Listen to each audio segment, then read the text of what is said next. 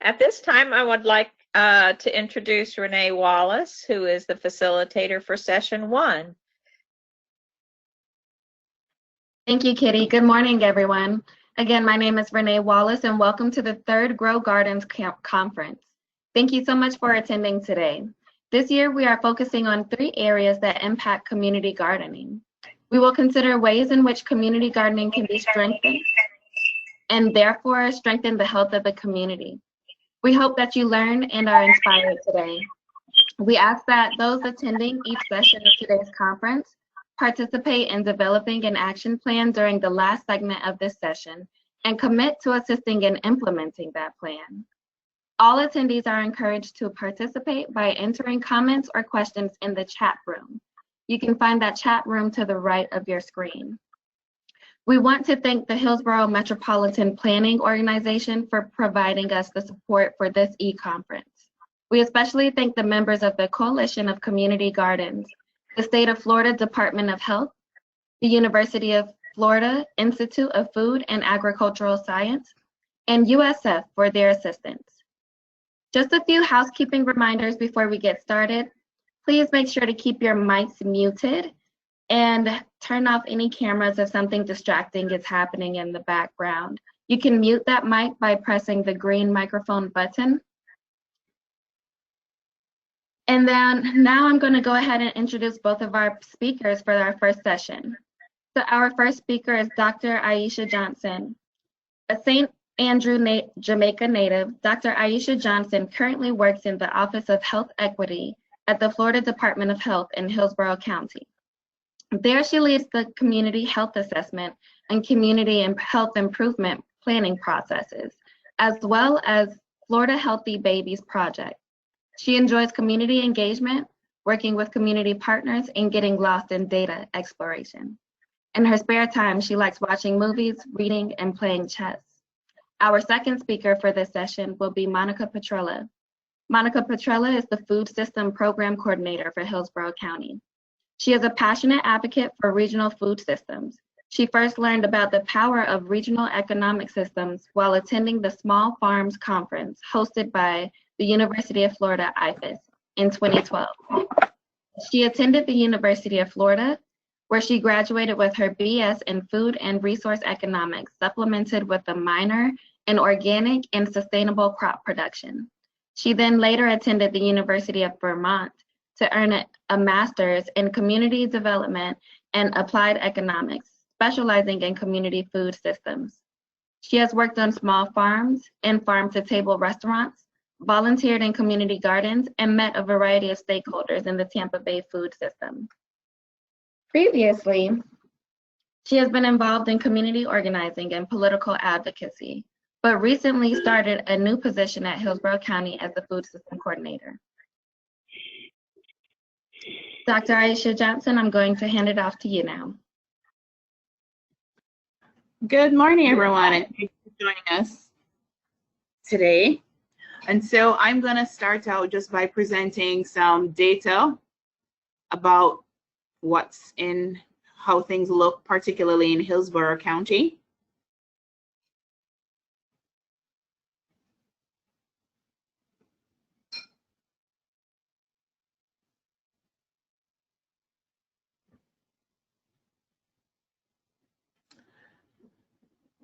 And so very recently, the Hillsborough County Health Department, we conducted a community health assessment, and that process leads us to get data from primary data and explore secondary data available on the county.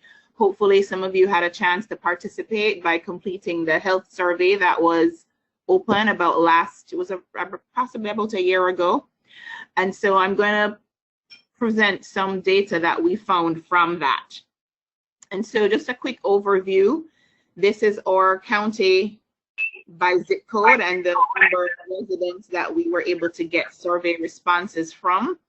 And so I'm very confident that we had really good representation in the survey of what Hillsborough County actually looks like. And we see that Hillsborough's population has steadily increased over the past 4 years. And children under 18 make up the largest share of residents among special age groups. Special age groups, we refer to children under 5 and older adults ages 65 and older. We're a racially and ethnically diverse county, and our survey participants were very close in the distribution of race and ethnicity to what we found in the American Community Survey in 2018. So again, we're confident that the results from our assessment does represent what's actually happening in our county. So looking at some financial demographics, we see that the median income in Hillsborough County is below what we would love it to be. The median income is about $53,000 annually, and that falls short of the $58,000 that an annual income that would be needed for a family to live very modestly, and that's coming from the Alice report.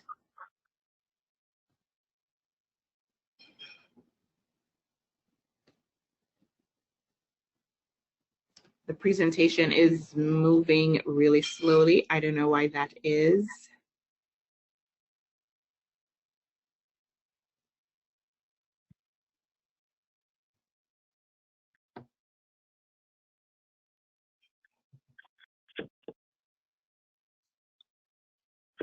Grace, perchance, are you there? Is there anything that I need to be doing on my end?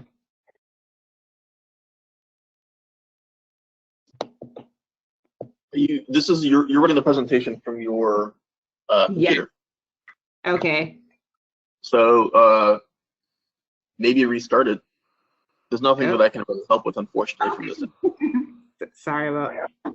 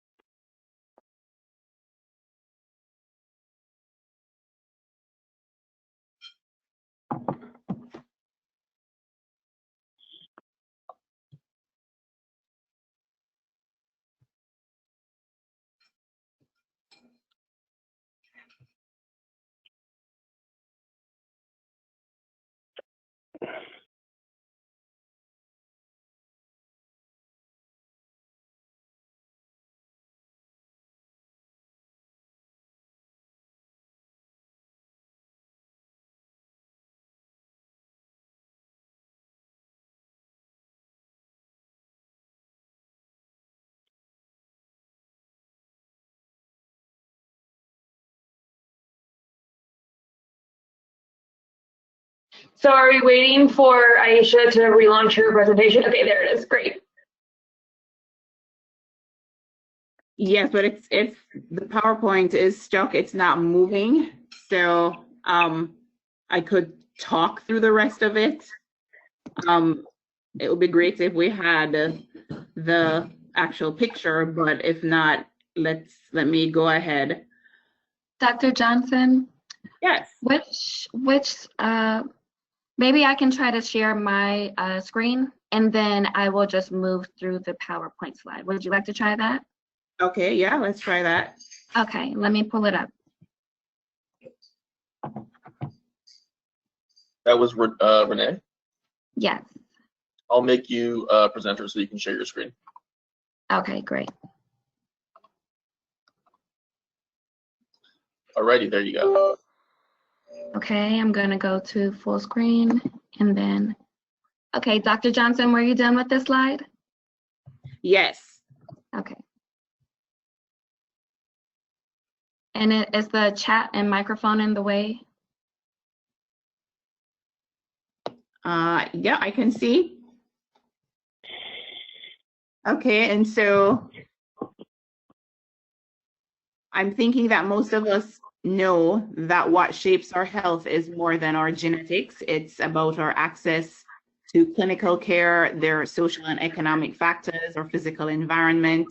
And so today we're going to be focusing on really diet, because we're talking about food and how we see that that is tied to quite a few outcomes that we would have. Next slide.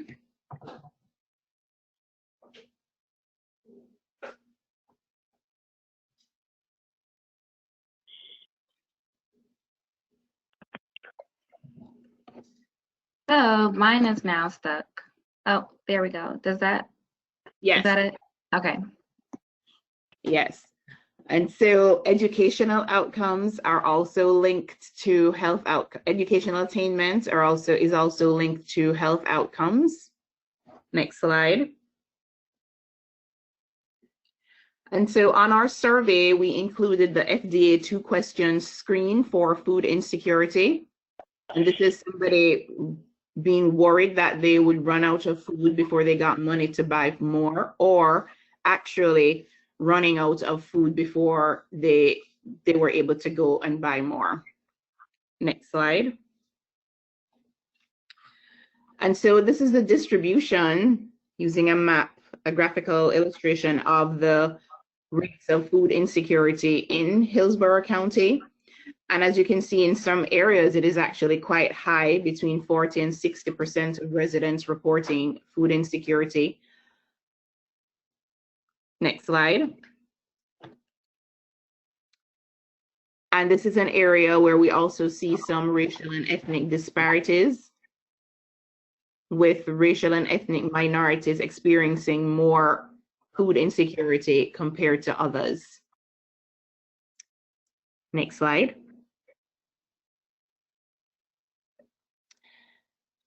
And this is the distribution, again, across race and ethnicity of actual food insecurity. This means that in the home, they actually ran out of food, and then they were worried that they would run out of food. And so again, we can see that this is disparately distributed across race and ethnicity.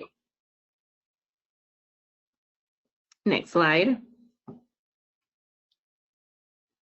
And so we identified some zip codes that we defined as high need. It's a very crude definition that we used. We just looked at house zip codes where more than 60% of households earned less than $50,000 a year, and that we had more than 100 survey respondents from those zip codes, so that we knew that we were actually getting a good picture of what was going on in that zip code, in those zip codes. Next slide. And as we can see, that the rates of food insecurity were similar across high need zip codes, but a lot higher when compared to the county overall. Next slide. And again, looking at food insecurity and health. And so we asked persons to rate their overall health, if they would rate it as it was on a Likert scale. And so these are the persons who rated it healthy or very healthy. And as we can see, that food insecurity is associated with being in poor health, as well as we have higher rates of obesity, diabetes, and depression among persons who were food insecure. Next slide.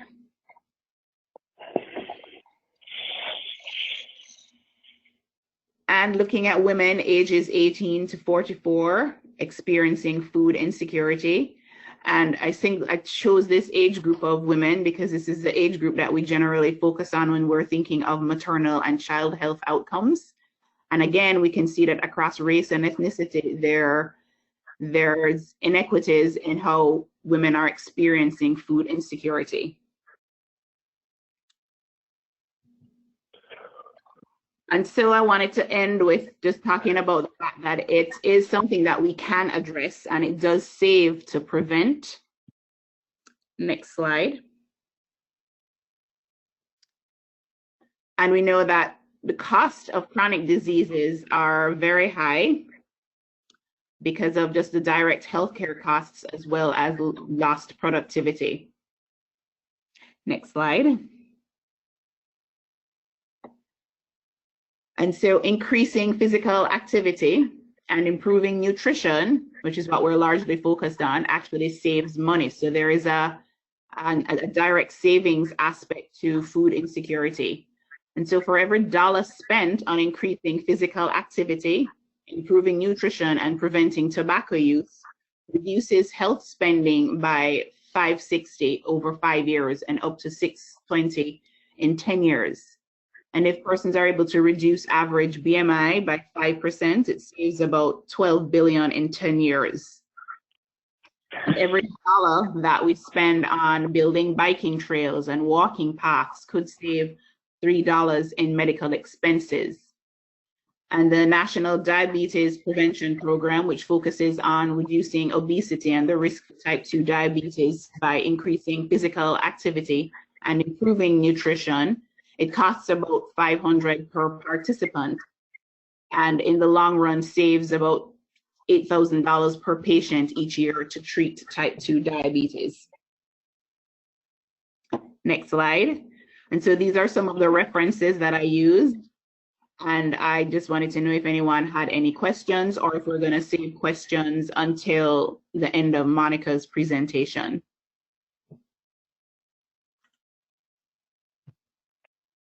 I think that we can save questions until Monica's presentation, and then we'll move forward. All righty. So Monica, I will hand it off to you now. Would you like for me to present your presentation as well, or? Why don't we try for me to do my own, so that way I can, just go at my own pace. But if that doesn't work, then good backup if that's okay. So I think that Chris needs to make me the presenter. And then once we do that, I'll begin.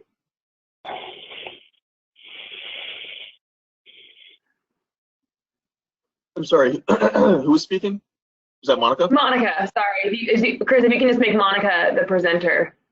I can do that. Thank you. If there are questions, please feel free to drop them in the chat box to the right. All right, everybody. So I think you can probably see me now. I wanted to turn on my camera to introduce myself to anybody who doesn't know me. I see that we have 30 people on, and that's really incredible. We hope that you will get involved. We have quarterly meetups, I think, in various gardens around the county, and it's a great time to meet everybody, introduce yourselves. We hang out a little bit, we kind of give updates, and we introduce kind of new resources. So my name is Monica. I work with Hillsborough County Extension. Extension is here for you. We do public education as it relates to resources. So that kind of runs the gamut from personal resources. So we have financial planning classes all the way to natural resources. And community gardens is a pretty sizable amount of kind of what some of our horticultural specialists do. We have 3 to 5, depending on your specific needs, agents who are always ready to serve and help and assist. We have a series of robust classes that I think we'll probably talk about in the next section, so I'm not going to get too much into that. But ultimately, Hillsborough County Extension is huge supporters of community gardens, and we just want you to know that that we are here to help. So I'm going to kind of take the next step of what Aisha was talking about. So she was really spending some time talking about the cold hard facts of the data, and it's a little upsetting, right? So there are 40 to 60% of our neighbors in Hillsborough County that feel like they don't have access to enough food, or fresh fruits and vegetables, which is kind of sad to think about, right? So how can we get creative and design solutions that can help make our health more equitable? And so community gardens are just one tool in our toolbox, and I'm going to expand upon that. So I'm going to stop sharing my video, but if you ever see me, feel free to come up and talk, and you'll have my email so you can reach out to me. And all right, so see you all soon. So let me pull up.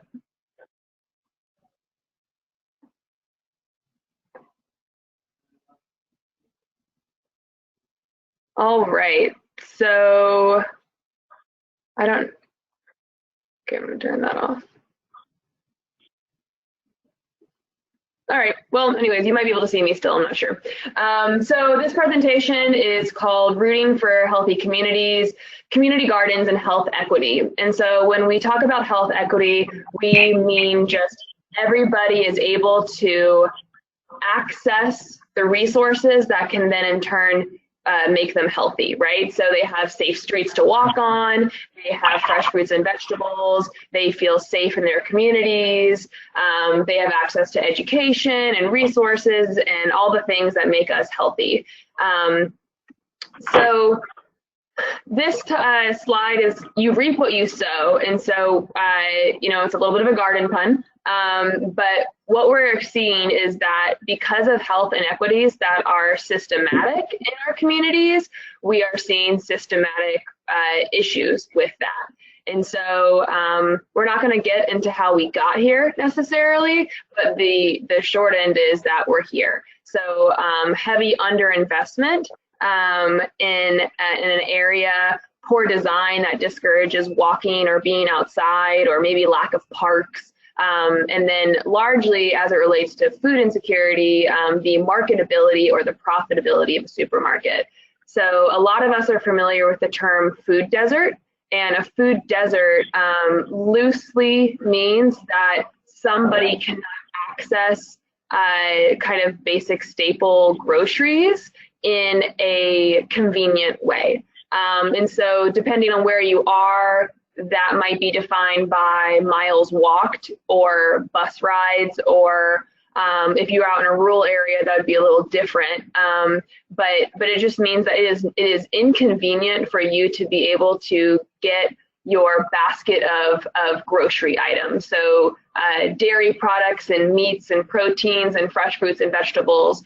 So a lot of times in food deserts, we see that the only food available is what researchers call nutrient dense. And really, they don't mean nutrients as in like nutrients and vitamins, they mean nutrients as in calories. So a lot of processed foods, things that don't go bad, things that are easy, they're non-perishable, so you can put them in your backpack and do your hour-and-a-half long bus ride home. And so it really discourages you from buying fresh fruits, vegetables, dairy products, things like that. And unfortunately, a lot of times, because our supermarkets are generally for profit, they will not put a grocery store, a full service grocery store, into a neighborhood that they deem unmarketable or unprofitable. And so you have entire sections of our community that don't have access to this without having to go through extreme inconvenience. So health inequities are hard to overcome, and they should require the attention of all public health advocates. And as Aisha pretty clearly laid out, it is generally easier and it is cheaper to be proactive than it is to be reactive. So she, mentioned for every $1 invested in nutrition, there's $5.60 of healthcare savings. So right now we're kind of doing the opposite. We're spending that $5.60 just to get what we could have got for $1. And so things like community gardens are helping us, put that investment in at first, and ideally through time, we'll be able to see that investment come forward. And then lastly, especially with healthy eating, that's the foundation to a healthy life. I know personally, if I eat like crap, I feel like crap. And if I eat well, I feel well. And so we should really be striving to design and to implement public health policies that support healthy eating for everybody. It should not be inconvenient for anybody to access kind of that full range grocery a healthy market bag. So I really quickly want to just kind of drive home how important it is to emphasize the need for healthy communities through healthy eating. Maslow's hierarchy of needs is a model that that people refer to when they talk about how to achieve these next steps up the pyramid. So you can see that at the very bottom we have physiological needs. And so the physiological needs, as the little picture denotes, is food and sleep and shelter. So we all know that all living organisms need basic things. Those basic things: food, shelter, water. And so if we don't have a strong foundation where our entire community feels like they have their physiological needs taken care of and provided for, then how can we ever achieve safety? How can we ever achieve love and belonging, esteem, and self-actualization? And I love living in the Tampa area. I think Hillsborough County is great. I think the Bay Area is great. And I think that we often hear a lot about the potential of our city and all these smart innovators and resources. And to me, we'll never be able to really unlock that potential unless we start with the very basics. And so laying this foundation where, and I like to joke, I want to be able to leave my house and trip over a community garden, right? I want it so that we have it where everybody in Hillsborough County knows that they can walk just down the block and that they can show up to their community garden and take home fresh fruits and vegetables if they're not able to get it for themselves. Or grow in their own backyard or go to the grocery store, whatever. We want it so that we have streets full of tomatoes and eggplants and zucchinis and all the good stuff. And that's not only good because it's fun, it's good because it's smart. And so back to kind of what Aisha was talking about, that investment. If we can lay a strong physiological foundation, then we'll be able to build a community full of safety, love and belonging, esteem, and self-actualization, which I think is the goal. I think we're all here for that. So if I'm wrong, let me know. But so I just wanted to kind of put that in perspective of why it's important to talk about the importance of nutrition and food as it relates to the community at large. I also want to spend some time, I call it well fed and fed well. So a lot of people have tuned in to the conversation around food security, and Aisha did a really good job talking about that. In their survey, they asked the question, and I'm just going to paraphrase here, did you feel like you had enough food, and did you feel like you could buy more food if you needed it? An unfortunate amount of people responded no. So that's kind of part of that well-fed. So that refers to the quantity. Do you have enough? And that is very much calories on plates. We all know that we need around 2,000 calories a day just to sustain our normal healthy living. And so food security really talks about that. Do you have enough? It's largely a top-down approach, so it depends on markets. So what I was talking about earlier, is there a grocery store in your neighborhood, that kind of thing, and just your general food environment to determine whether you are food secure or food insecure. It doesn't really distinguish where it comes from. So largely the way that we have food security efforts is through food banks and through an incredibly robust group of organizations and churches and community members who all feel strongly about making sure we're all fed, and that is it's incredible. I commend everyone's efforts. I am not criticizing that at all, but the way that the system has been developed, it makes it so that if I'm food insecure, I am relying on somebody else to be charitable and to help me get that food, which still just puts me at a little bit of a disadvantage. And so it helps answer the question, are you hungry? And if you're hungry, we're going to feed you. So that's what the concept of food security is all about. And like I said, this is incredibly oversimplified. We could talk for hours and hours and hours, and I'm sure there are some experts on the call rolling their eyes right now. But just to kind of lay the foundations of what food security can mean, that's what that means. Now, food sovereignty, on the other hand, is fed well. So it talks more about the quality, and it's a little bit more of a bottom-up approach. So it allows people to determine their own food and agricultural systems. And then it focuses on kind of the whole spectrum of the food system a little bit.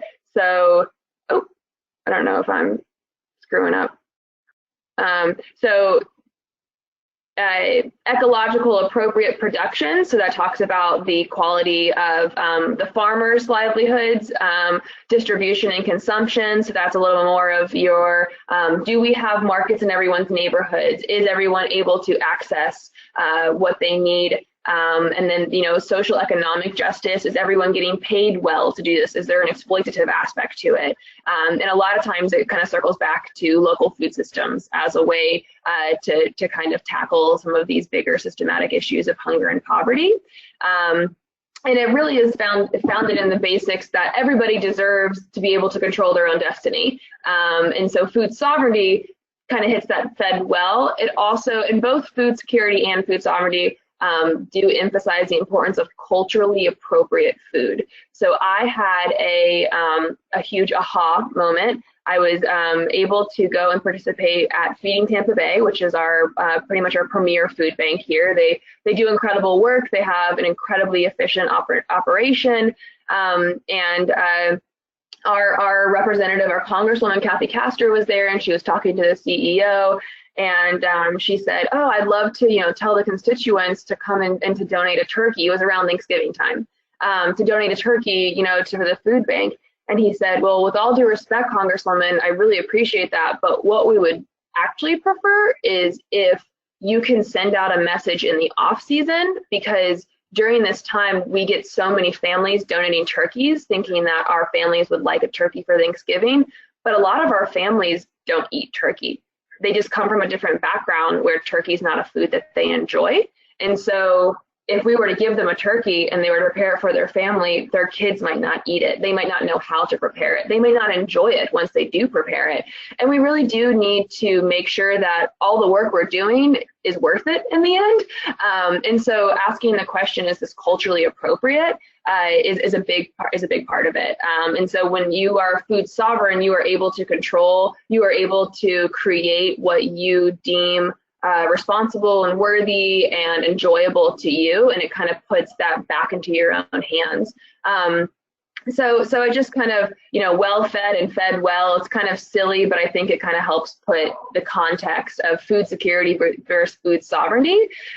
Both are extremely important. We kind of need to be thinking about both at the same time. Let's see if I can go to my next slide. All right, and then community gardens as community tools. So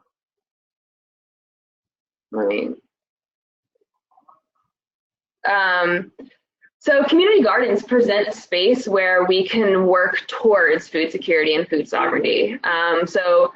We have a bunch of community gardens here in Hillsborough, and we actually have a brand new map that will show you where they are and how they're organized. But based on how your community garden is organized, sometimes there are communal plots, sometimes there are individual plots, but oftentimes people share. So whether I have my own plot and you have your own plot, or we are growing on the same plot, a lot of times you grow more eggplants than you and your family can consume, and so you have this communal sharing, and that can help with food security, food sovereignty kind of deal.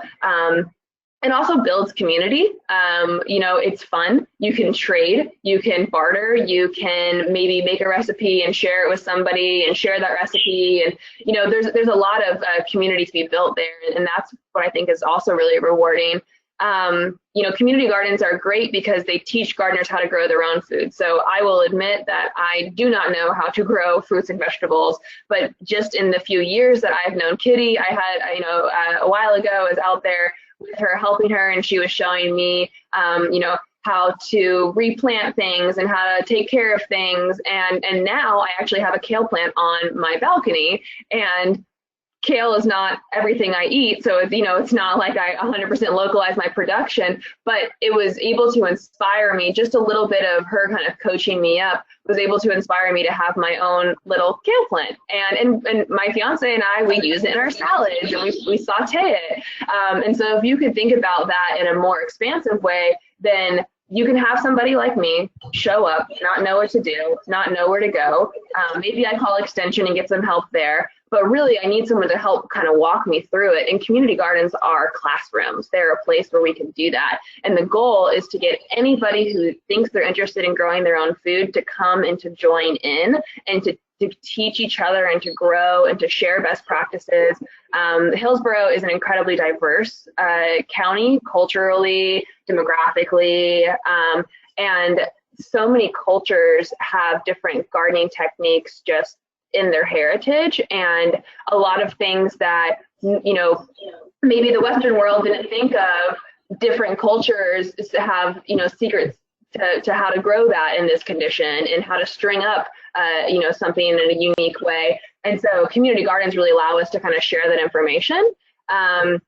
It popularizes a social space dedicated to well-being and health. And so kind of back to what Aisha was talking about, for every $1 we invest in a bike lane, we get $3 back in rewards. For every $1 we invest in nutrition, we get $5 back in health benefits. So if we were to combine those things, which the coalition is doing, they're with the Garden Steps program and the Healthy Cities, they're trying to align bike paths with community gardens, and you can really see that compounding investment. And so if we were to have a community where anybody in Hillsborough County can either walk or rollerblade or bike or you know, drive their car too, but to the local community garden, put in an hour or so of work, hang out with their friends, pick up a new recipe, take home some vegetables, go back, cook those vegetables, grow them, compost them, maybe, ideally.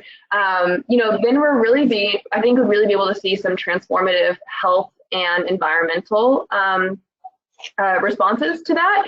And we'll be on our steps to kind of chipping away at some of those health equities that we saw earlier. And at the end of the day, it builds strong community ties and social capital. Maybe somebody that you wouldn't have met out in other spaces is at the community garden. So like I said, you know, you can meet people from different cultures, different ages, different neighborhoods, all kinds of things. And we know that when we all work together, we're stronger together as a community. So I really, as you can tell, cannot advocate more strongly for community gardens as community tools.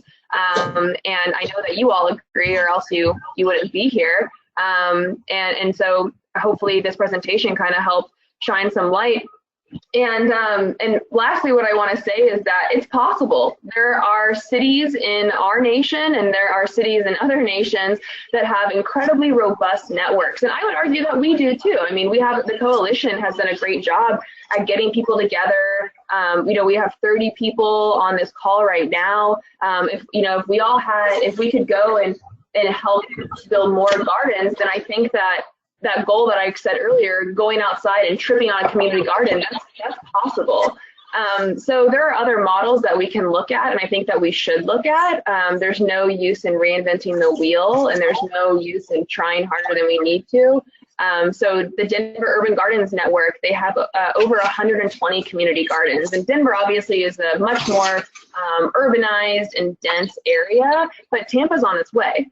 St. Pete is on its way. And so if we were to plan in order to how do we want to secure community gardens in our neighborhoods now, then I think that as we continue to grow, we'll have a strong foundation. And so Chicago, another example, they've been around since the 1940s. Their network, they have over 70 community gardens. They have a pretty active land banking program. And then lastly, New York City has over 600 community gardens. And so these are all just examples just to say that it's totally possible. We can totally do it. It will take work. It will take organization, but we have the resources here locally to be able to do that. And I know that we have the enthusiasm and the human talent to do it. So you know, that's pretty much it. And the next question is, where do we grow from here? And I think that we're going to open the floor for discussion and talk about that. If you have any questions, if you want to know more about these resources I spouted off, we're going to talk about them in the next section, but then you can always email me. That's my email. I try to be very responsive. I'd love to sit and brainstorm with you. I'd love to help connect you to any resources. I can try to send you some other models, some other videos. I can let you know about webinars. I'm here for you, and I'm here to kind of assist in this process. So thank you for tuning in, everybody, and thank you for listening. And I'm excited to see what our action plan will result in. So, adios. All right, thank you, Dr. Johnson and Monica. Those were very interesting presentations on both halves. Just a bit of housekeeping again. Please make sure to mute your microphone if you are not speaking. We would love to hear from you. We just want to make sure that everyone can hear well. So I'm going to start us off. I don't see any questions in the chat box as of yet, but again, feel free to drop your questions in the chat box if you do have any. So the first question that I have for either Dr. Johnson or Monica is, for areas where there are no community gardens currently existing, what would be the steps to go about starting a community garden? All right, this is Ardell, and I'll be making a presentation this afternoon regarding the steps that we went through to start our community garden 6 years ago. If the person who has that question will be able to tune in later for my presentation, hopefully that'll be able to answer those questions. Thank you, Ardell. Yes. I'm not sure that everyone will be, so if anyone wants to chime in on those, I'm not sure that everyone will be able to attend later. So maybe if we could get just a tidbit of information about it now, I think that would be helpful. Just a general outline would be explore who is interested in the garden.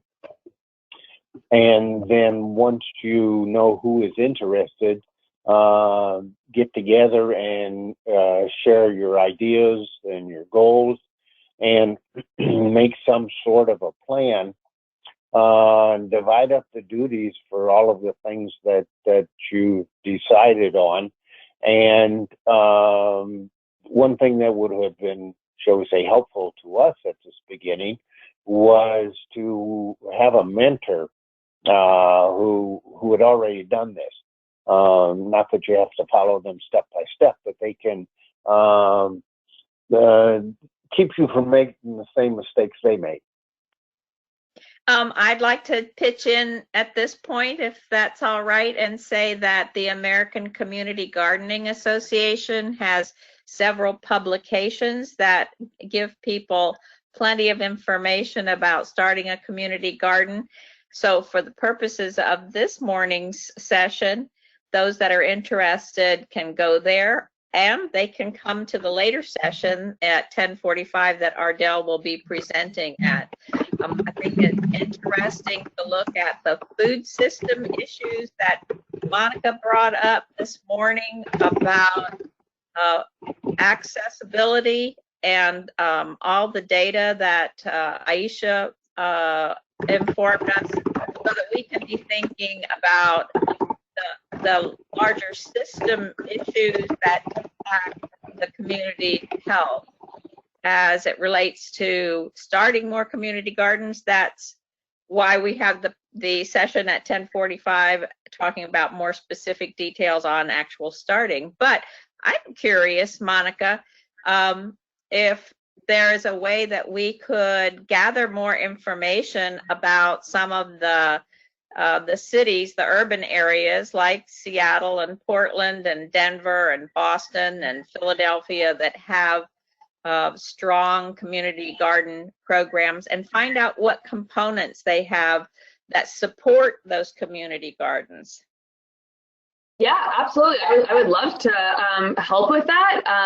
I am interested to see kind of what we leave with today with the conference, but if we wanted to make it kind of a group assignment, or if you wanted me to kind of take over, I'd be happy to do that. But we can definitely make some kind of table. I think a lot of times it's honestly what kind of makes or breaks a community garden program is having the local government support, which we're lucky here in Hillsborough and Tampa that we do. Several of our Hillsborough County employees work on projects related to community gardens. I know that in Atlanta, they have an urban ag officer, And so we could definitely try to kind of chart that out and see what makes a community garden network strong and what components we need. And like I said, if people wanted to join in on that, we could divvy up the work, or if you wanted to give me maybe a few weeks, then I could draft that up and send that out, and we can continue the conversation there.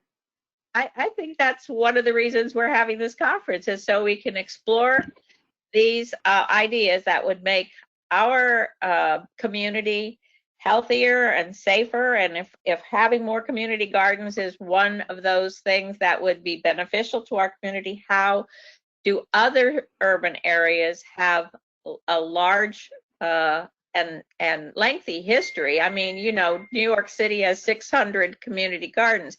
They have each urban area has its own context and its own history and how their community garden program evolved. But I think if we had some buy-in from those people who are here in this conference session this morning to say, yes, I'll help. I could research, you know, I have friends in Seattle. I could just call up people in Seattle and find out what are the components that make their system strong. I'm talking about a strong system of community gardens rather than one individual community garden, which is what Ardell and Karen are going to be talking about in the later session. Yeah, absolutely. And I think that the power of community gardens comes from the networks. You know, there's a lot of power in the individual ones too. And for anybody who hasn't gone to the Tampa Heights Community Garden, I would definitely encourage you to do so. But you know, collectively, we would be able to, you know, maybe be able to grow and harvest enough to have reliable produce drops in some of these neighborhoods, or you know, ideally they'd have their own community garden there. But yeah, for sure. And Hillsborough County is gigantic, and there's a lot of people here, and there's more and more every day. So I don't see why we couldn't rival these other large cities.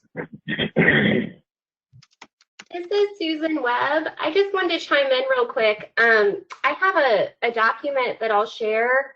After the conference in 2016, I put together a spreadsheet looking at all the very large nonprofits across the US that support community gardens. And we looked for some specific information for each nonprofit. It is a little dated, so it would need to be updated, but it has information like the number of gardens they support. We were looking at it from sort of an extension lens. And so it talks about whether or not they use the Junior Master Gardener program, if they have any of their own specific educational programs, like a Master Composter program, how they're funded, what kind of education they deliver, if they do leadership training, all of that. And so I would be happy to share that after this, because I think that might get at some of those pieces you're talking about, Kitty, as well, for the structure of how to support gardens.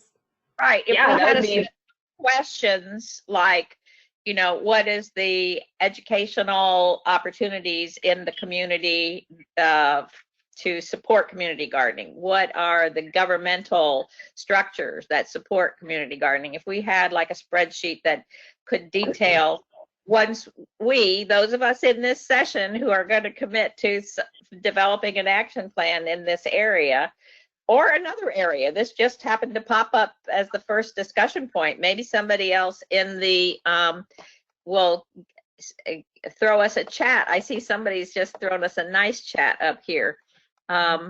Maybe you want to take a look at that chat and read that to us?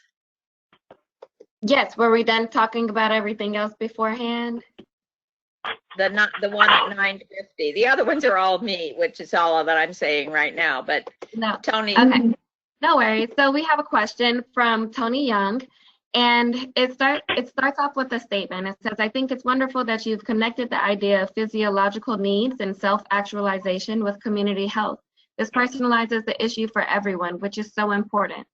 How might we focus on personalizing food equity, which might cause individuals to recognize their role in creating stronger local communities and ultimately world community? Yeah, so I'll kind of just quickly answer that, and then if Aisha wants to chime in, or if anybody else from, not just me and Aisha, but the audience too.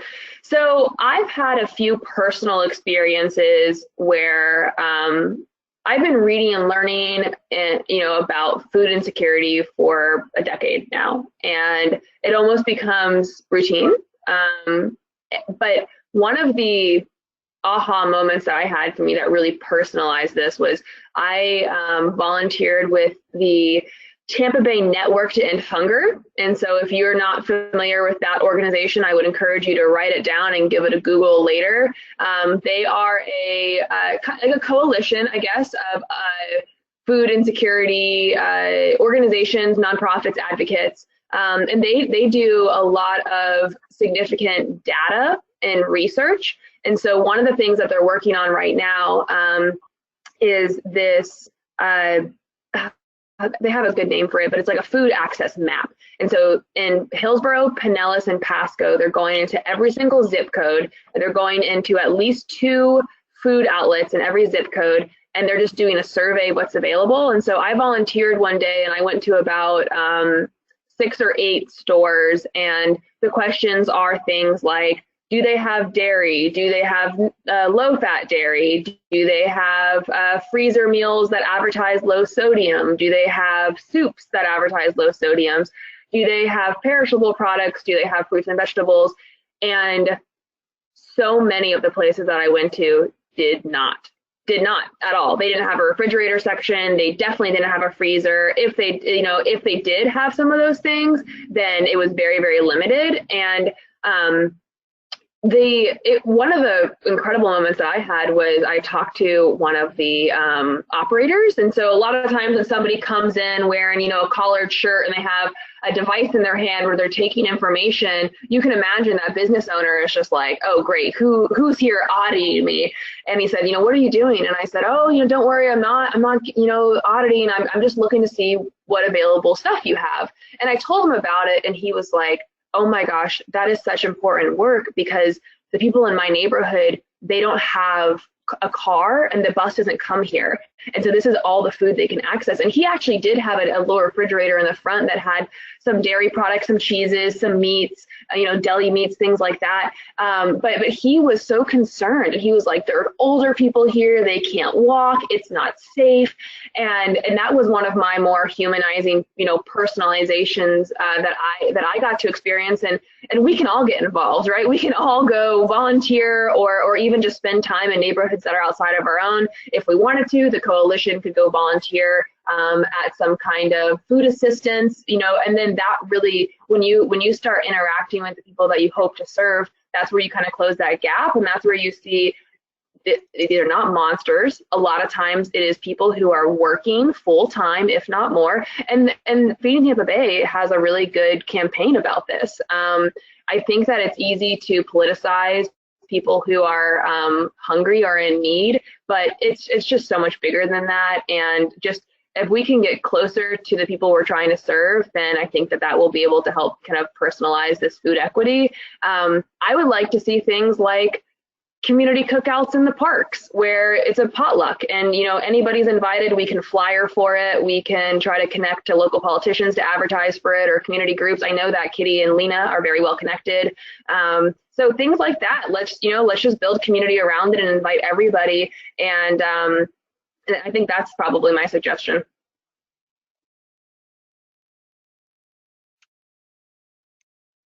So, Monica, can you kind of distill that into one theme? Because I'm looking for ways to develop an action plan around a theme. Okay, so what if we organized a day where we, as the Coalition of Community Gardens, go volunteer at Feeding Tampa Bay? Okay, so you're saying that an action plan could be that would strengthen community gardening and therefore strengthen the community at large, would be to become more active in food distribution to those who are in areas with limited access to food? Is that? I was kind of more responding to Tony's question, how can we focus on personalizing food equity? And I do think it's related, because if we're going to say that the coalition is here to break down those food equity barriers, then the first step is understanding what that looks like. And there are already organizations out there that organize around this and work towards it. So it's not necessarily, volunteering at Feeding Tampa Bay won't make us better gardeners, but it might help open our horizons to the bigger goal.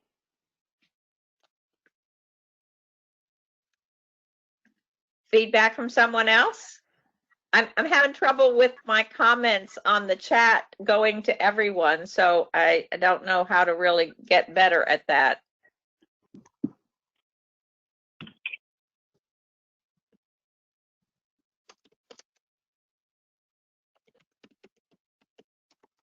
I guess another action. So because we're talking about health, okay, so we have another. So hello, everybody. This is Will. I volunteered to help build several of the gardens. Oh, with the Denver Urban Gardens around 10 years ago. I'd love to come and help and connect with them. Great. So we have a volunteer for helping us connect to the Denver Urban Gardens. So as far as back to the action plan, so because this session is about health and health equity, how can we close the gap between, so what if we have, we plan for like an annual harvest or a semi-annual harvest where we all grow or we all donate a certain portion from our community gardens to a local food provider, church, charity, Meals on Wheels, something like that. I don't know. Would that help close the gap a little bit? I have a comment to add. This is Renee. Great. So Monica, I really liked your idea about, having the community events that, draw people in. I definitely, and somewhat to Tony's point, Tony mentioned how, volunteerism is important, but I think a big part of closing the gap is us going to where the people are rather than like thinking that they'll be in the spaces where we are, whether that's volunteering or operating in an existing garden. So I really like the idea of community events. And so what we could do is do events in areas that, especially the high need areas, I think it's important to engage communities there, because we know that a big part of initiating and sustaining any individual garden and strengthening a community garden system, a big part of that is to build interest, build interest within the community. And then when you encourage people, when you inspire that interest and encourage them to take on the issue as a self matter, like this is important to me, this is what I want to do for my community. I think going to those people is a big first step. So maybe just going into areas and having those community events, areas outside of our own places of residence or our own zip codes, but maybe partnering with agencies that are existing in those areas and saying, hey, are you interested in having this type of event to just promote awareness about these issues and solutions of fixing those issues? This is Ardell, and if I can add in on that, the very first thing I want to do is reinforce that going to where the people are is really important. We kind of touch here and there, well, they don't have transportation, things like that. And Lutz Community Church is where the Mustard Seed Garden is. And Lutz Community Church also, up until the COVID-19 situation, served a meal on the street every Sunday after church service. And produce from the garden was available for any of the people who came there on Sunday to be served. And most weeks there were people there, whatever it was we bought, there were people there who were willing to add that to what they could fix at home. And whether it was carrots or whether it was greens or onions or tomatoes or peppers or eggplants, it always seemed like somebody was there. But the important part is the event was where they were at, which for the people from the church was 8 miles or 6 miles away from where the church was. So we traveled to that place. And also, we're not the only church that serves meals. I know of 2 other churches that serve meals in the same area on different days of the week. And the area where we served is now called the Uptown area. If you're not familiar with that, it used to be called the University area. If you're not familiar with that term, when I first moved to Tampa about 40 years ago, it was called Suitcase City. And so that's the area where it's served. But I'm sure there are other areas in Tampa where there are groups that are serving the people where they're at. And it would simply be a matter of us being able to connect in with these groups. Now, unfortunately, I'm unaware of any, shall we say, coordinated effort. These are all just individual groups that are doing the serving to the people who are food insecure. Thank you, Ardell. I see a few questions have popped up in the chat, so I'm going to transition over to those. We have a question from Aaron Sykes. Would that be a good way to decide core leaders for local garden? Action plan to volunteer or partner with larger initiatives?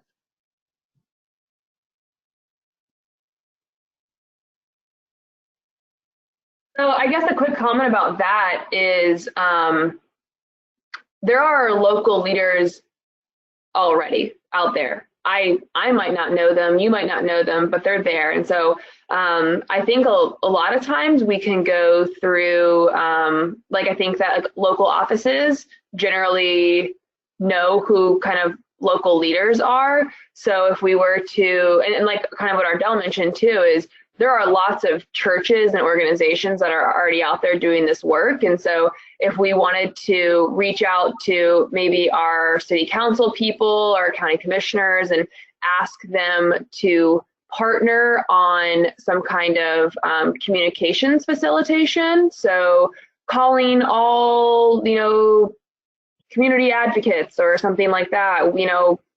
The Coalition of Community Gardens would love to, I don't know the verbiage for it, but determine if, help you build a community garden if you want, or host a picnic or something like that. Then I feel that we would probably have some people who are out there ready to, to show up. And just because we don't know them doesn't mean that they're not out there. Would that be a good way to decide core leaders for a local garden, action plan to volunteer or partner with larger initiatives? So I don't know if that answered that question or not. Anybody else have any thoughts? Well, Monica, what I hear you're saying is to not reinvent the wheel, but to use the assets and the resources, as in the people who are already existing there. Is that correct? I always think that's.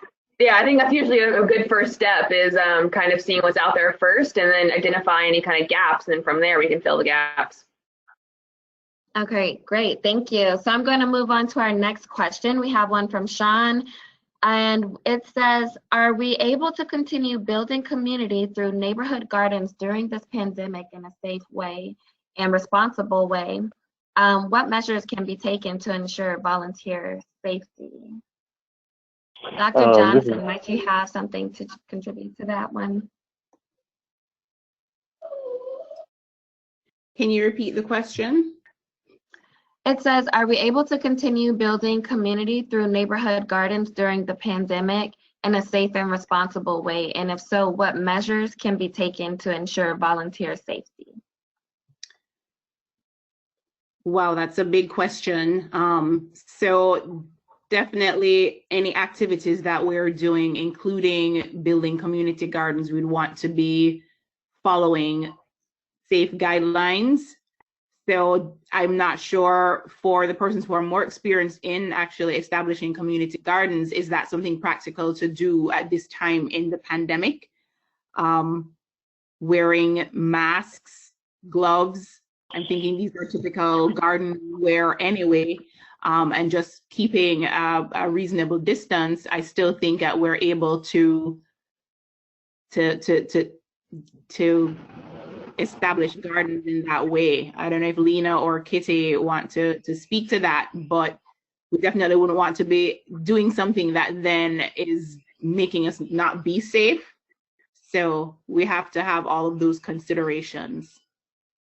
This is Ardell. If I can speak here, our community garden is continuing during this current situation with COVID, and some of our garden participants have chosen to come on an individual day. Our normal thing was to have a work day every Friday, but some of our individuals come at other times during the week, and they work in the garden by themselves.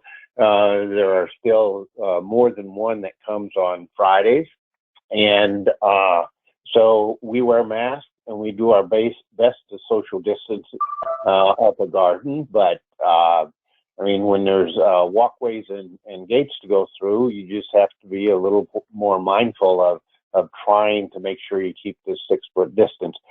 Also, I'll add that IFAS, Institute of Food and Agricultural Science, has put out a COVID-19 information regarding community gardens and what they can do. And I can't remember specifically whether it came for that or whether it came from information related to school garden to cafeteria program, since I'm also an advisor for elementary school garden. I got involved in that. But one of the things that we do is we clean any implement that we use at the garden with a bleach solution, and wherever it was I got the information, the formula was there, but it's 1/3 of a cup of bleach in a gallon of water. And so if we're going to use a trowel, if we're going to use a shovel, if you're going to use a colander for washing the vegetables, well, all of those things get wiped down with the bleach solution before you use them and after you get finished using them. So with social distancing, wearing of the mask, and cleaning of any item at the garden, why then we've continued to go ahead and keep the garden going and harvesting things. This is Susan Webb. I just wanted to share, so we have a document, and I put the link in, but unfortunately, it looks like the link is only going to the organizers and the panelists. Chris, could you share that with everyone? I think it's the document that Ardell is referencing. Yeah, I can do that. In the drop-down menu, right under where you're typing for chat, you should be able to select all entire audience and send stuff to everybody. But I will get the link and stick it in chat. The drop-down menu doesn't have that option for me, so I'm just... Yeah, same, Chris. It doesn't for me either. Let me set you both as organizers, and maybe that will work.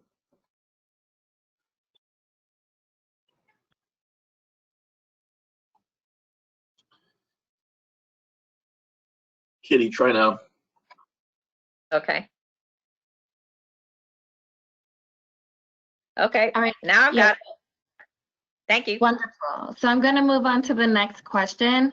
Dr. Johnson, this one was asked to you specifically. So since there are other census tracts that are also food deserts but do not show up on the map because they are within areas that are not, how can we get these census tracts added to the data that you presented? And that question is from Lena. Hi, Monica. Sorry, Renee. I didn't hear the first part of the question. I heard the last part, like it just kind of tuned out for a minute. Okay, no problem. I will read it again. 1 second. So it says, since there are other census tracts that are also food deserts but do not show up on the map because they are within areas that are not food deserts, how do we get these census tracts added to the data that you presented? So we didn't, when we collected the data, we have to be careful when we do collect data that we don't get too much identifying data, because that's another thing that, you know, we kind of have to toe that line between, can we tell who is actually answering the question versus do we get an overview of what's going on? And so we didn't ask the question about census tract or ask anybody to give their addresses. And so there's certain data that we can collect at that level, and so we do have some data in Florida chart that is available at the census tract level. But usually what we also conduct focus groups, and so that can help us to drill down to a more neighborhood type level. But yeah, we didn't ask about that, so we could look into it so that the next time around we collect data at a more granular level, but we didn't collect that at this time. Thank you, Dr. Johnson.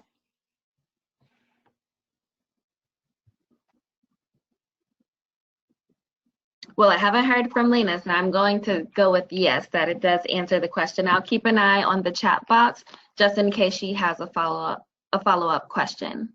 So we have another question from Aaron Sykes, and it says, I'm currently seeking to develop a community garden at Bing Rooming House in Plant City. So I'm seeking a way to initiate a local garden. Does anyone have any comments on that?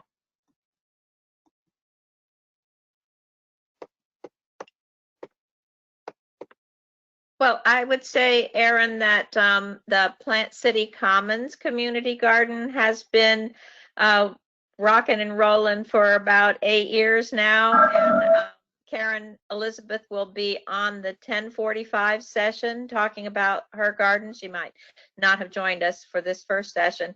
And she would be an excellent person to connect with. I think we've seen that is successful for new gardens to kind of be allied as a sister garden to one that's already up and running to share resources. And so I would suggest that we connect you with Karen ASAP.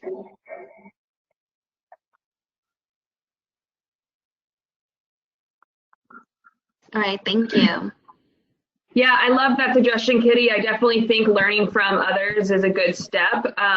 Aaron, we also at Extension have different workshops. Obviously, right now with the coronavirus, they're kind of put on hold, but I'm sure some of our Extension agents would love to kind of just start, sending you some resources or kind of something you can read. And then when the time comes where we can get together, we'll send you an email. So Aaron, if you actually want to shoot me an email, we can kind of talk more offline about direct next steps. But I definitely think that going to the Plant City Community Garden first, just to kind of see what they've been doing, they've been very successful, would be a good first step.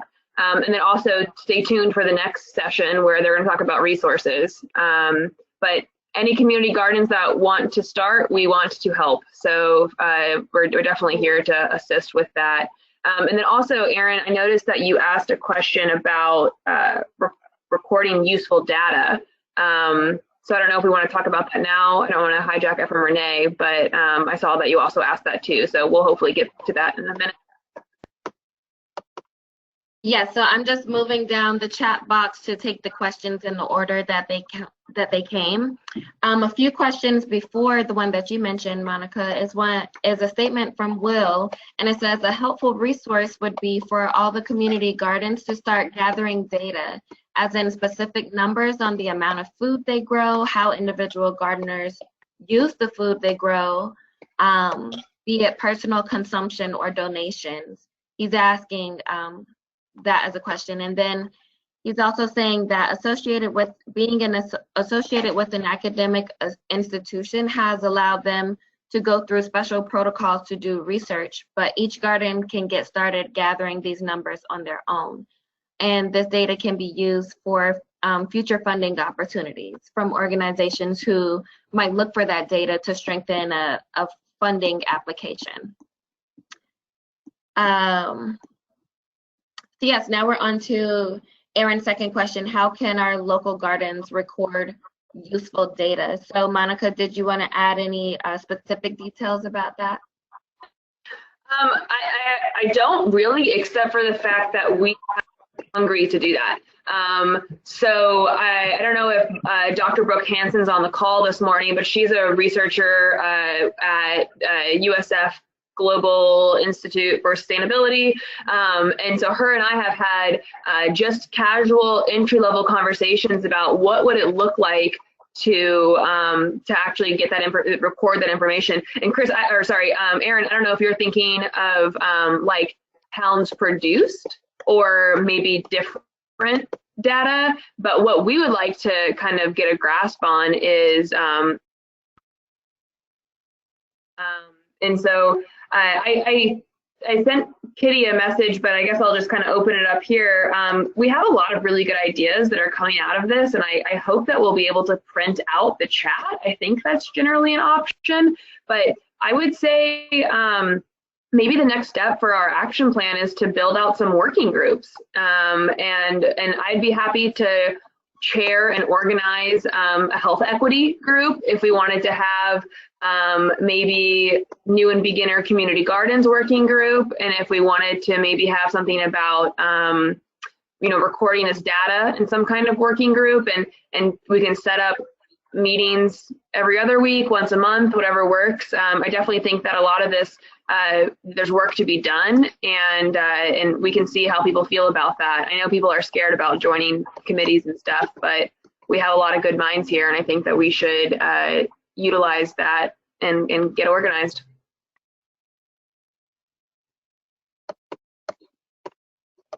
This is Susan Webb. I just wanted to comment about the data collection piece. So there's actually an online resource called the Farming Concrete Data Collection Toolkit that was developed by a group to help community gardeners, small farmers collect data that they could use, that I think goes back to Will's point that some of that data that gardens can independently collect can help with grant writing, fundraising, kind of making your case to policymakers. And so I put the link in there. They have really great worksheets, kind of instructions on how to use it. It runs the gamut from, collecting harvest pounds to food taste preferences. They have a great activity called Beauty in the Garden, where you have folks walk through your garden and they basically just tag it with something that they think is beautiful by writing it down and putting it in the garden, which sounds kind of, ephemeral, but really the point is to show, how a space can be used for multiple purposes and kind of the emotional and social aspects of gardens. So that link is in there. We also, in the past, have worked with gardens to come up with some logs that they can independently use to collect information on pounds harvested, hours worked in the garden, that type of thing. And I just want to echo that I think that for the coalition, that could be a really important component moving forward, because it's a way to capture, a holistic look at what's being done in the Tampa Bay area and how the coalition is supporting that. And could also likewise for the coalition, as for the gardens, kind of support bringing funds in. So I just wanted to share that. Well, I think I have my mic on now. This is Karen. Yeah, we can hear you, Karen. Okay, I've been listening, but I just want to address Aaron. I've been contacted by C.L. Townsend, Aaron, and I know that there's an interest in starting a garden there at the Bing House. So like the other presenter said, we can set up a little get together, a meeting, or come to our garden, and we'd be more than happy to support you there. Thank you, Karen. So just as a follow-up to Aaron's question, Tony Young has commented and stated that gathering data could be tough when you have inexperienced gardeners who might not produce much or at best produce inconsistently. However, that same inconsistency may manifest among experienced gardeners as well, often because they garden in addition to other work-life arrangements such as employment, family, etc. So that's just something to keep in mind as you go about your data collection.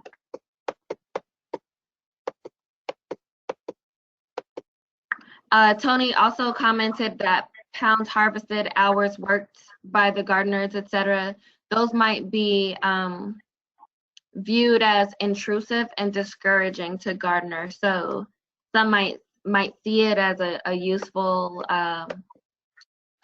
metric to collect, but others might see it as discouraging to actually working in the garden. So that might be something to consider.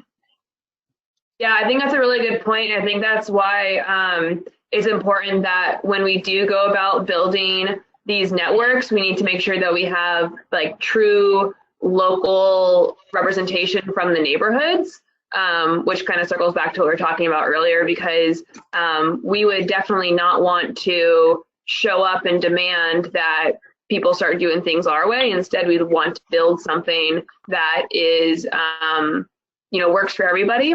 I don't know if Erica Nelson's on the call and if she has the ability to chime in, but the university area CDC has an incredible community garden. And I think that they actually do record some data, maybe like number of volunteers, pounds harvested. I don't want to speak on her behalf. But if Erica's out there, we'd love for you to kind of chime in. And if not, maybe we can circle back with her at a later time.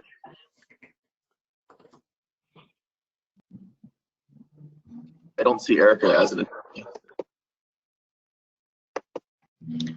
All right, well then, if anyone else has any suggestions from their gardens that they've been doing it, or we can try to use that toolkit that Susan sent over to maybe craft something that would be non-intrusive and maybe, because we do want to kind of try to measure our impact, because that is how we're going to be able to secure funding and grants and more institutional support, but we definitely don't want to do it at the expense of the community. This is Ardell, and I think that if we present it to the gardeners as this has to do with the future of the garden, and will we have access to grants, or in other words, who will use this information to help the garden, because the people of their garden are going to be interested in perpetuating the existence of the garden. And so it's a matter of framing it from the standpoint of, we're not so much interested in what you're harvesting, what you're doing. We're interested in the information so we can make sure this garden continues to exist.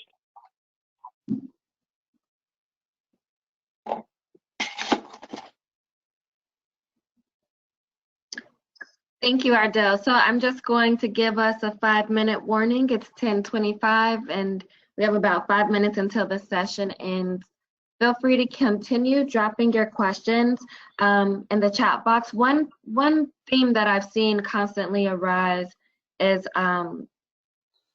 maybe some challenges or barriers. And I think that one that is, several that have come up repeatedly are interest by the local residents, and also sustaining your community garden. Would any of our panelists like to tackle either of those subjects? I didn't hear the first part, but the second part, I think that maybe the next session is going to talk about a little bit, but I'm not 100% sure. This is Ardell. I was going to touch on that during my presentation, but the short answer is to contact as many people as possible. And whatever the interests are, as long as it's not way out of bounds from the general concept of what you're doing, why then welcome all ideas to it. And as an example, our church has about 200 members, and altogether we've probably had on the order of perhaps 15 members who have participated in the garden in some way. That doesn't mean that they regularly come to the garden, although there are some who have been at the garden the whole 5 years. But when you look at it from 200 members, and 15 is how many have participated in some at some point, to me, it says that you have to inquire of a lot of people.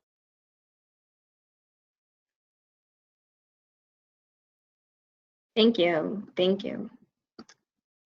So we have about 2 minutes to finish, and I'll just leave us with this last question. What are examples of assets in a community that can be capitalized upon while starting a community garden or to strengthen a community garden system?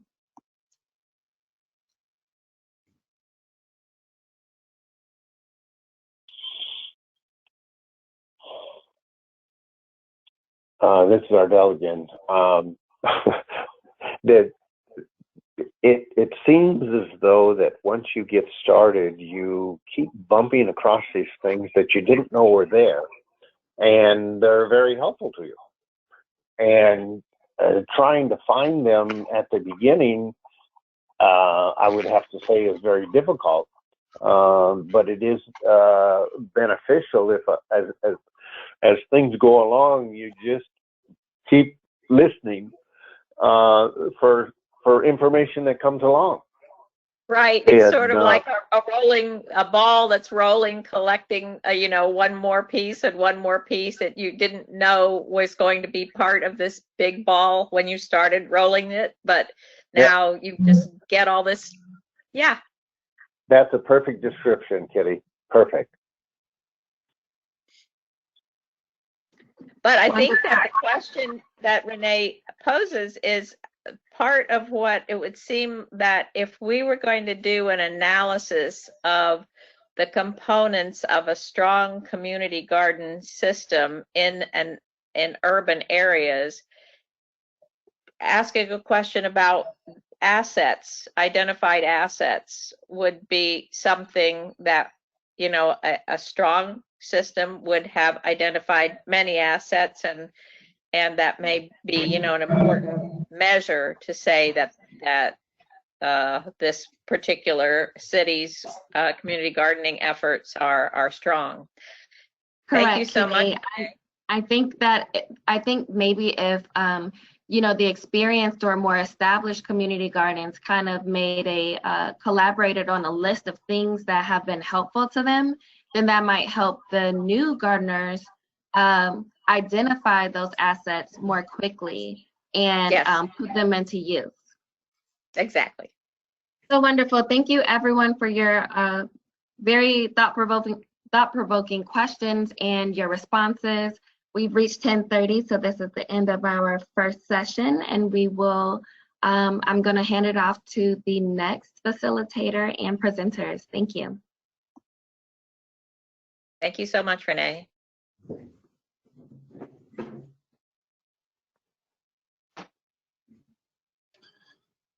This is Chris. Who should I set as the next presenter?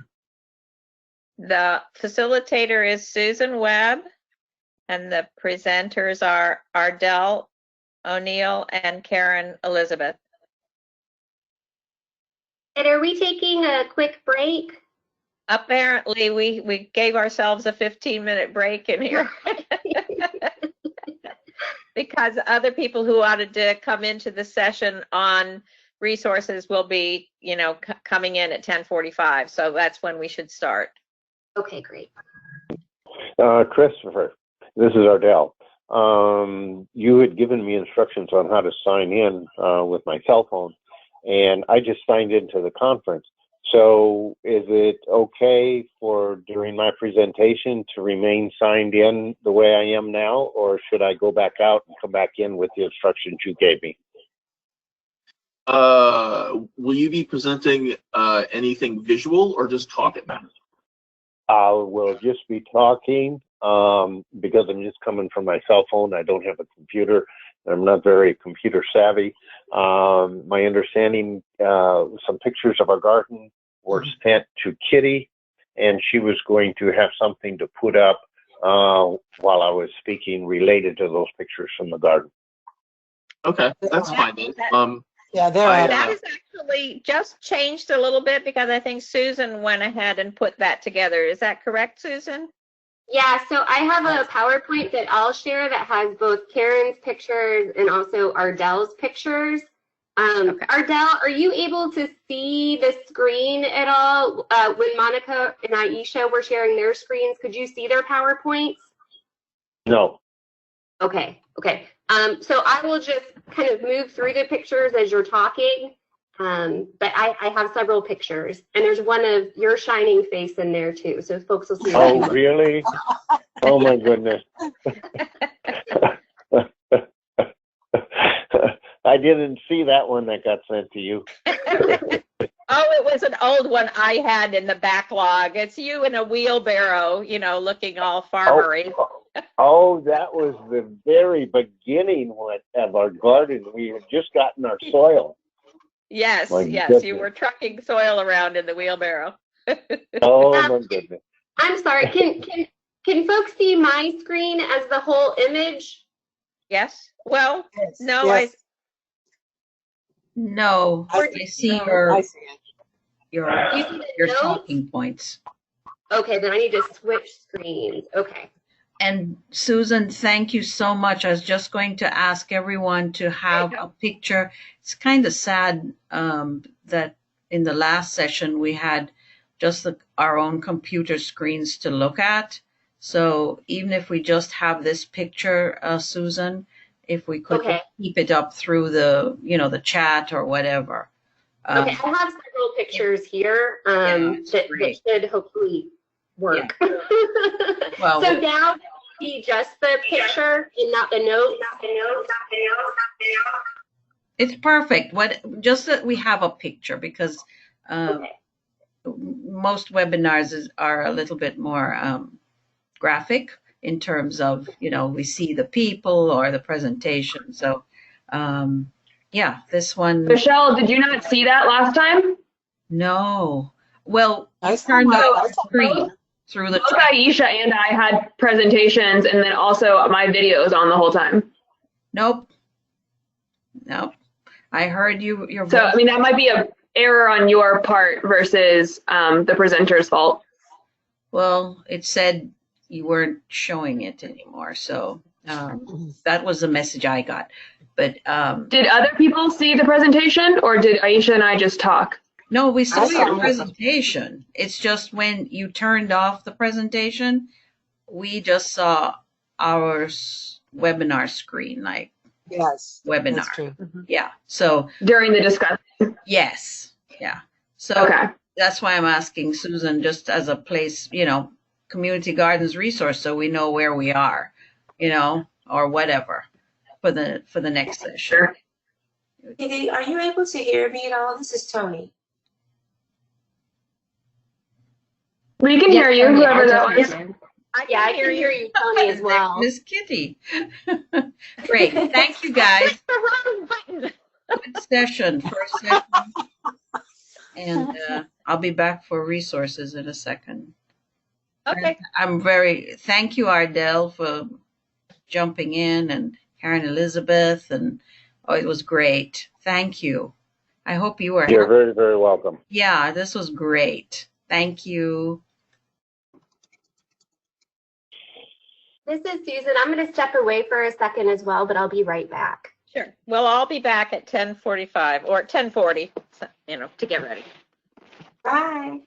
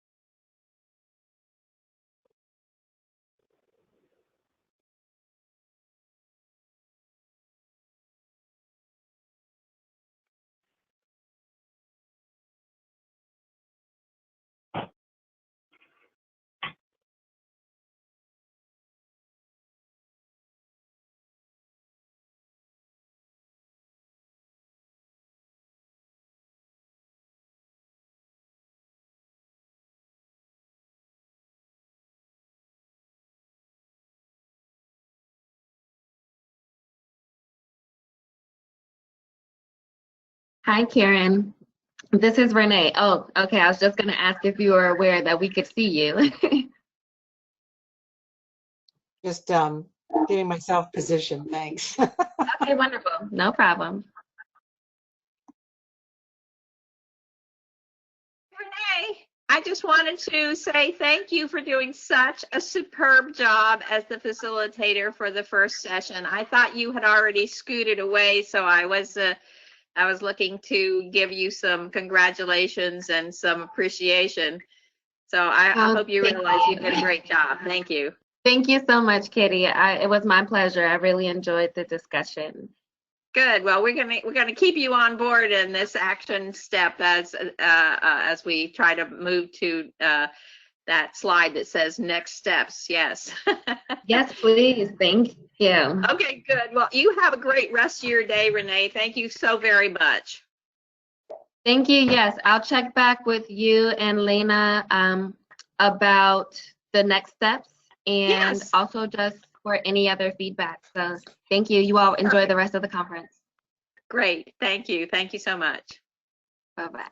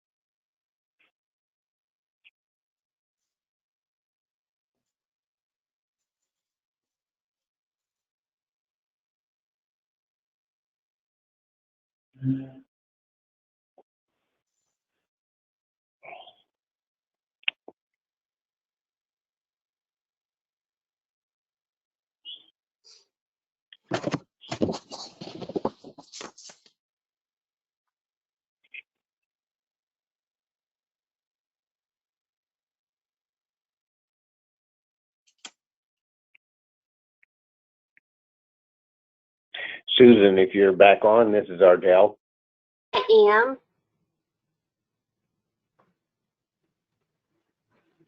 I'm here, Ardell. Okay. Can you hear me? Yes, I can. I'm here too. Ready to go when you are. Okay.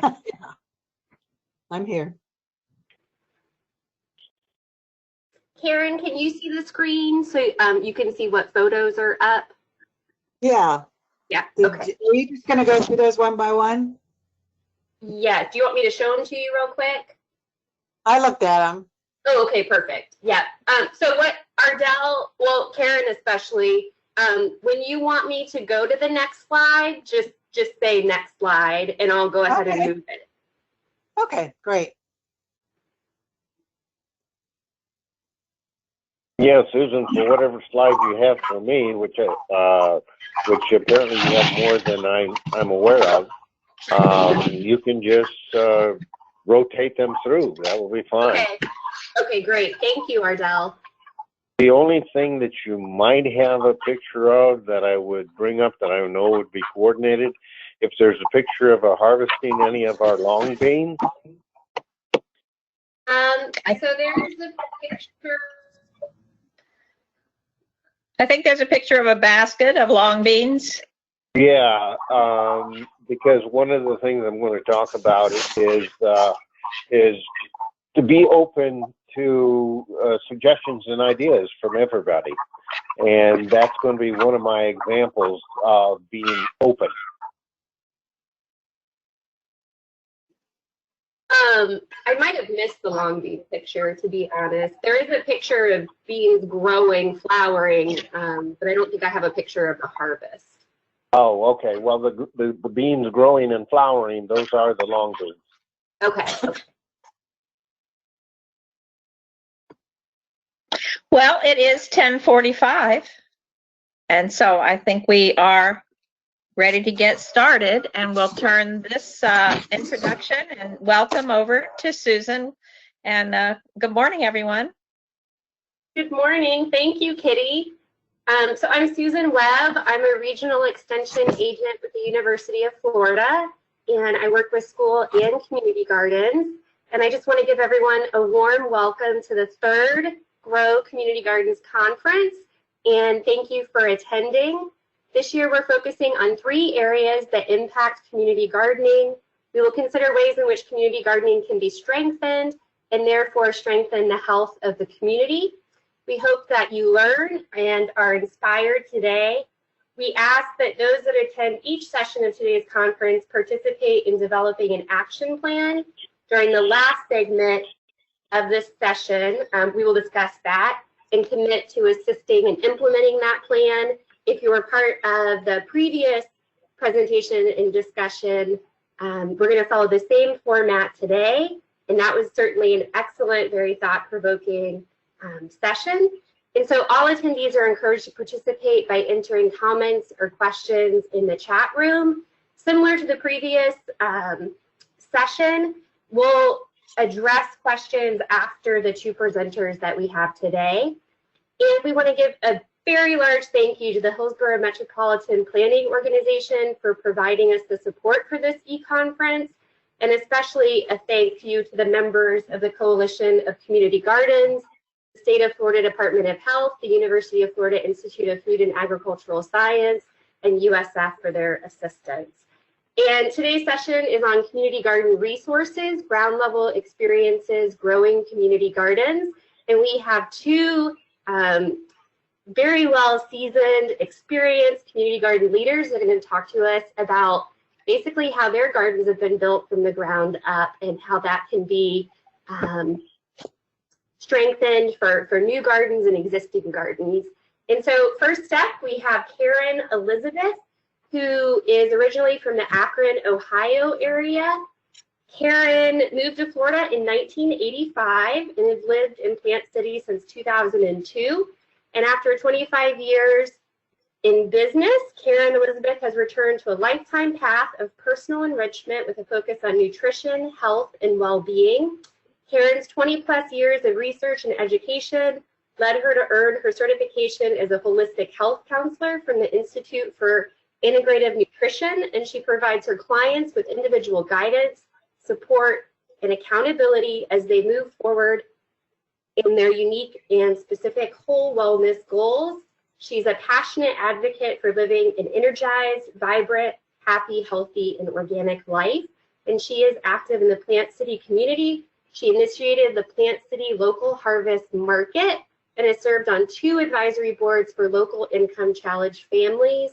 She's a founding member and president of and actively participates in the Plant City Commons Community Garden, and the garden was started in March of 2012.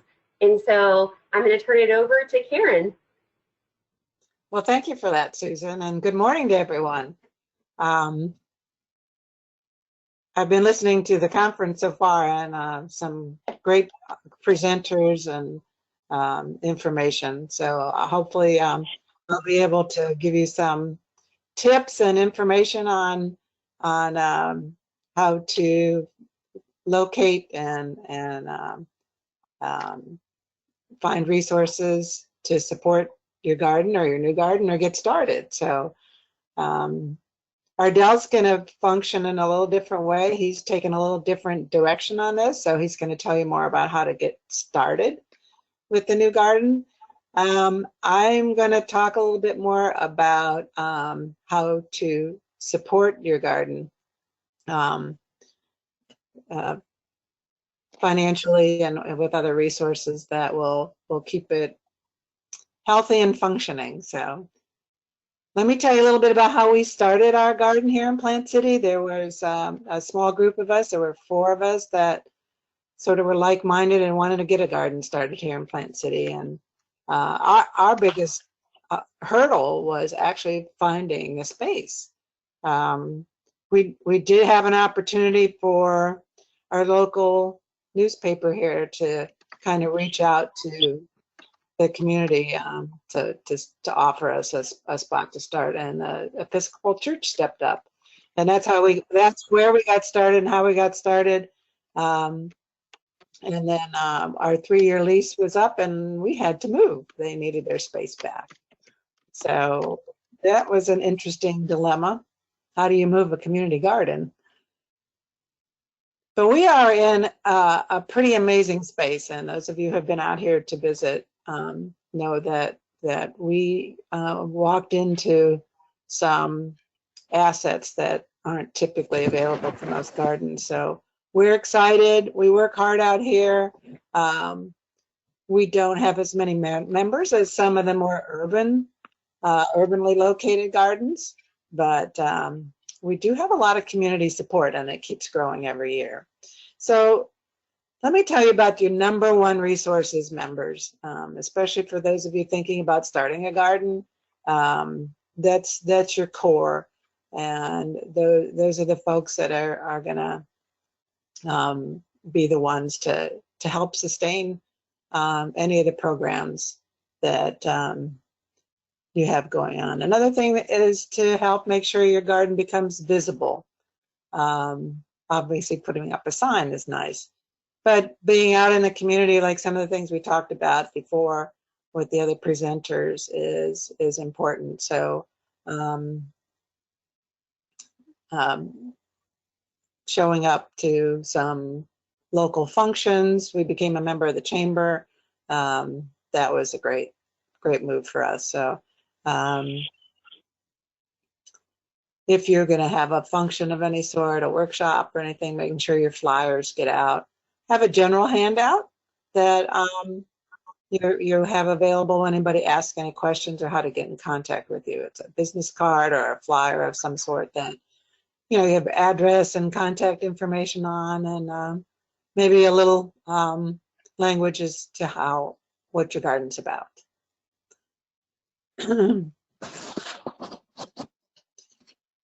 One of our biggest focuses here, as many of the other gardeners know, is education. We do a lot of workshops, and unfortunately the pandemic has kind of slowed us down with our agenda, but that too shall pass. So we try and do at least a monthly workshop and that's open to the public. It's open to members. Anyone that's interested in the topic is invited. There's usually a little fee involved, so we have a little financial resource there that's helpful. Most of our workshops have a takeaway, so we have some sort of hands-on function with the workshop. So worm tower workshops, you get to take home your worm tower and fresh worms after you decorate. So there's a lot of interaction with our workshops, and we find that is very appealing to folks that want to join in those. And it gets new people out to your garden. Sometimes people actually have to physically get there to see what you're doing and appreciate the work that's getting done. And you'll find that you'll have new members from interactions like that.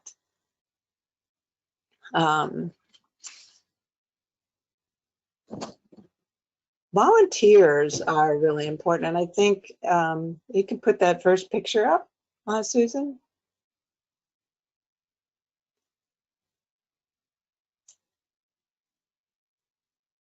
Oh, there's some of the garden beds. That's fine.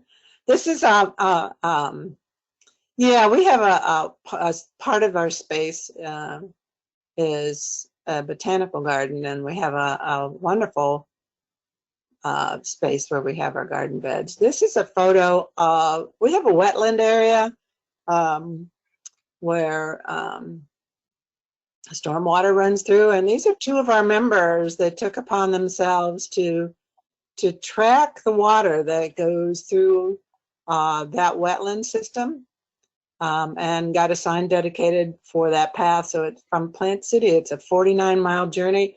Our water in that system does end up out in Tampa Bay and into the Gulf. So we had a lot of support from the city and Hillsborough Community College, which is the property that we get to use. So this was a signed dedication, and like I said, members are probably one of your greatest resources. So thank you, Susan. Let's see the next picture. Okay, volunteers, scouts. We'll leave that slide up for a few minutes. On the left, this is a young woman with one of our Girl Scout troops that visited the garden, and it inspired her to do her Girl Scout Gold Award. So she came to us and wanted to provide a native bee habitat, and got approval from the Girl Scout Council, and actually installed this wonderful piece at the garden. It gets a lot of looks. So, and we have two more groups of scouts from the same troop that are working on projects for their silver awards, the little bit younger gals. So we're going to have a open library vault that's going to be actually kind of near where this bee habitat is. So there'll be a little lending library that they're going to provide for us. So again, it brings community in, brings them into the garden. It's a great way for the scouts to interact with us. And I think you can pretty much find Girl Scouts and Boy Scouts and Cub Scout and groups like youth groups like that you can find a way to interact with in your garden. Volunteers, upper right corner there. So you'll find that we have partnerships with several of the universities in the area. USF, that's part of a group that came to on their volunteer days to give us a hand with all sorts of gardening fun. So University of Tampa has a program, and you'll find that those kind of volunteer programs are available through your high school, local high schools. Those kids have community service hours to fulfill. So volunteerism, whatever group. We've had church groups come through and help. Martin Luther King Day of Service. We usually have groups that are hankering to come over to the garden. It's amazing. People actually look forward to coming out here, even if it's just pulling weeds. And good for them. That's great. Partnering, more partnering. Here we're doing the volunteering with a local elementary school, Lincoln Elementary. They had a few raised beds that had been installed years ago. And we worked with them initially through, they started with assigning each bed to a particular grade at the elementary school and moved into establishing a garden club at the school. They were finding that was a little more engaging and a little easier to organize than having the whole school involved with that. So we're working with them. We help them grow seedlings. We help them build their soil. They're starting to do some composting. So as that grows a little bit, we're hoping a little garden to cafeteria portion can start to come around. So they have a couple of leadership folks there that are real active and doing a great job. And of course, kids in dirt, that always works well.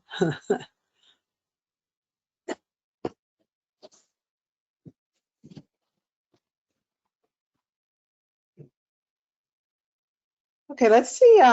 Take me to the next slide for me, Susan, please.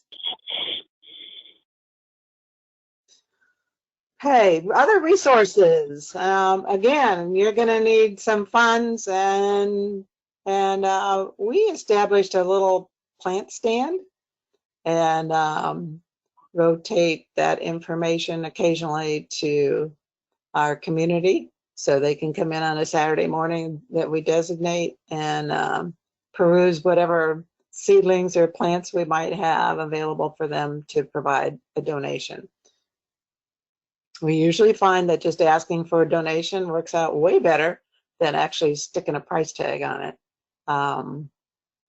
It's a fun way to get members involved. Everybody has extra seeds and seedlings, I'm pretty sure.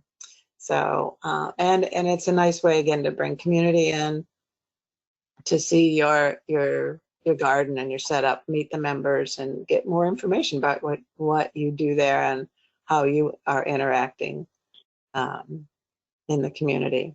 Just behind that plant stand, it's a little hard to see, but behind it are some barrels, and we have an area where we set up that we just call it the container garden. Most of the food grown in those containers, we share back to our local food bank. So when we have a decent harvest, then we box it up and take it over to our local food bank, and that helps them have some fresh food available. And to the very right in that same picture, we also built some table gardens so that we would have places available for folks who have accessibility limitations, so they can pull up a chair or a stool, or we are handicap accessible there, so even a wheelchair we can get to that spot there. So three more things that it could help you with: financial resources, membership involvement, and community involvement. So donations, yay! Those are a little trickier. Now we've been 8 years now into our community garden. So the upper right photograph was a nice surprise. We had originally tried for a community grant with this business that's local, and we're not awarded that, but they had two departments in their business that had some discretionary funds, and they loved the program that we wanted to get installed. And so in December, I got a call and from my contact there, and she's like, 2 of our departments want to give you a nice check, and we want you to be able to go ahead with that program, which you can see we're standing in a greenhouse, and that was one of the assets that we had available to us when we moved over to that HCC space. So we have installed our aquaponics and hydroponics system in part of that greenhouse. And so the 2 folks in the center of the picture represent Saputo Dairy. And the fellow up on the far left is the president of our campus there, Dr. Martin Clay. So one of those historic photographs, and a great memory. So that was pretty exciting and a great surprise. Fundraisers. We're at a point where actually one of our members is a chef now. So we we need to use that experience that she has. So she was excited, and we did a dinner fundraiser in December. So in the evening, so it was pretty. I thought the pictures with the lights and stuff would be fun to look at. It was quite successful. The food was amazing. Lots and lots of preparation and work for a function of this size. So start small, do some small things, and at some point you can be doing something a little more grand if you like.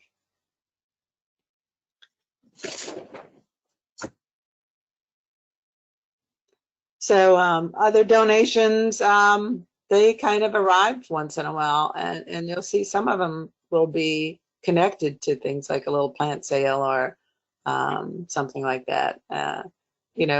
Someone may pick up a tomato plant to take home, and instead of them giving you $2 or $3, you may get a $10 or $20 help, because they understand that you can use the help. You need stuff, insurance and soil and those sort of amendments. You may have a water bill to pay. So you're going to have expenses that you're going to have to balance out. Even a community garden. I had some suggestions from a more urban garden. They couldn't be on the conference today.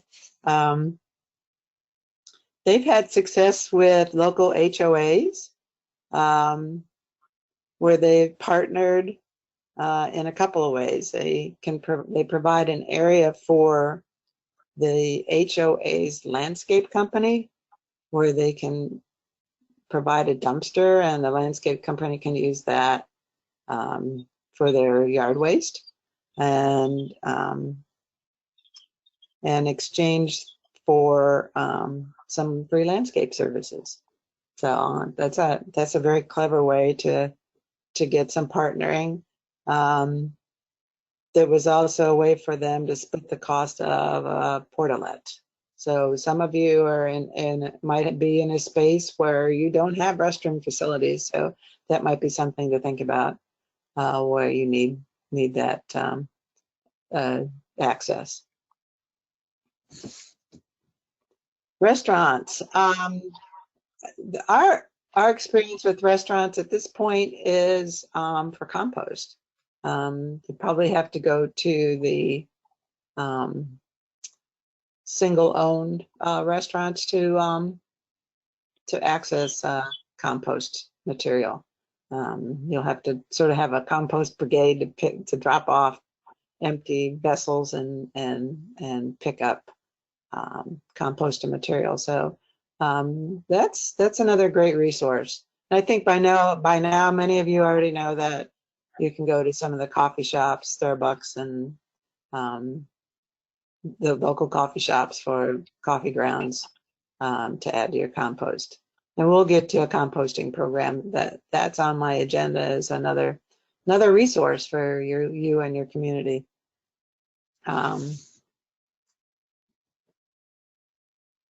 Okay.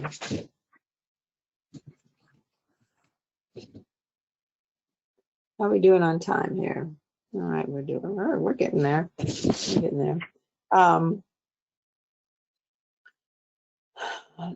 Raising awareness of what you do, what your garden's mission is, and what its focus is going to be.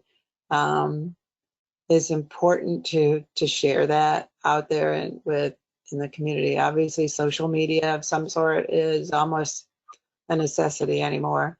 Facebook, Instagram, Twitter.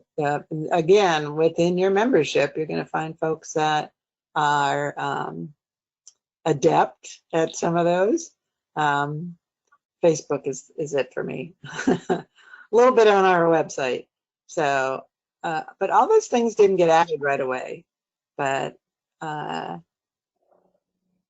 it's definitely a way for folks to interact with you and see what you're doing. Keep the action there for your members to see, because sometimes your members are not all there at the same time. We do member and community invited potlucks, not in the summer, and not during the pandemic, unfortunately, but so in the fall, hopefully we'll be able to start this up again. And we've done brunches as well as dinner potlucks, just trying to find the right balance so that we get interaction. Great way for more of your members and interested community partners to share stories and information and ideas. So again, always remember your members are your greatest resource, especially if you're just starting a garden. That's going to be your core and your background. All the other parts of this don't have any connection if you don't have the initial interest and membership.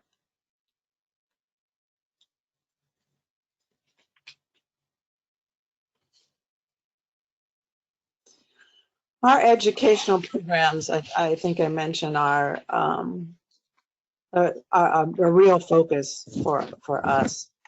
Besides our other programs, we do have now our aquaponics and hydroponics demonstration. They were not installed as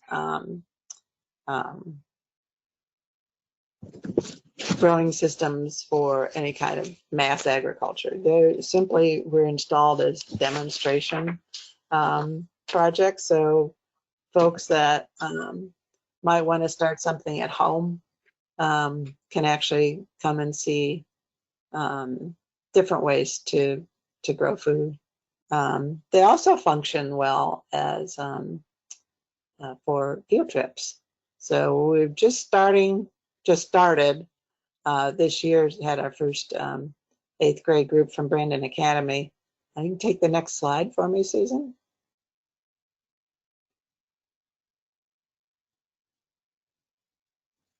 That's a workshop.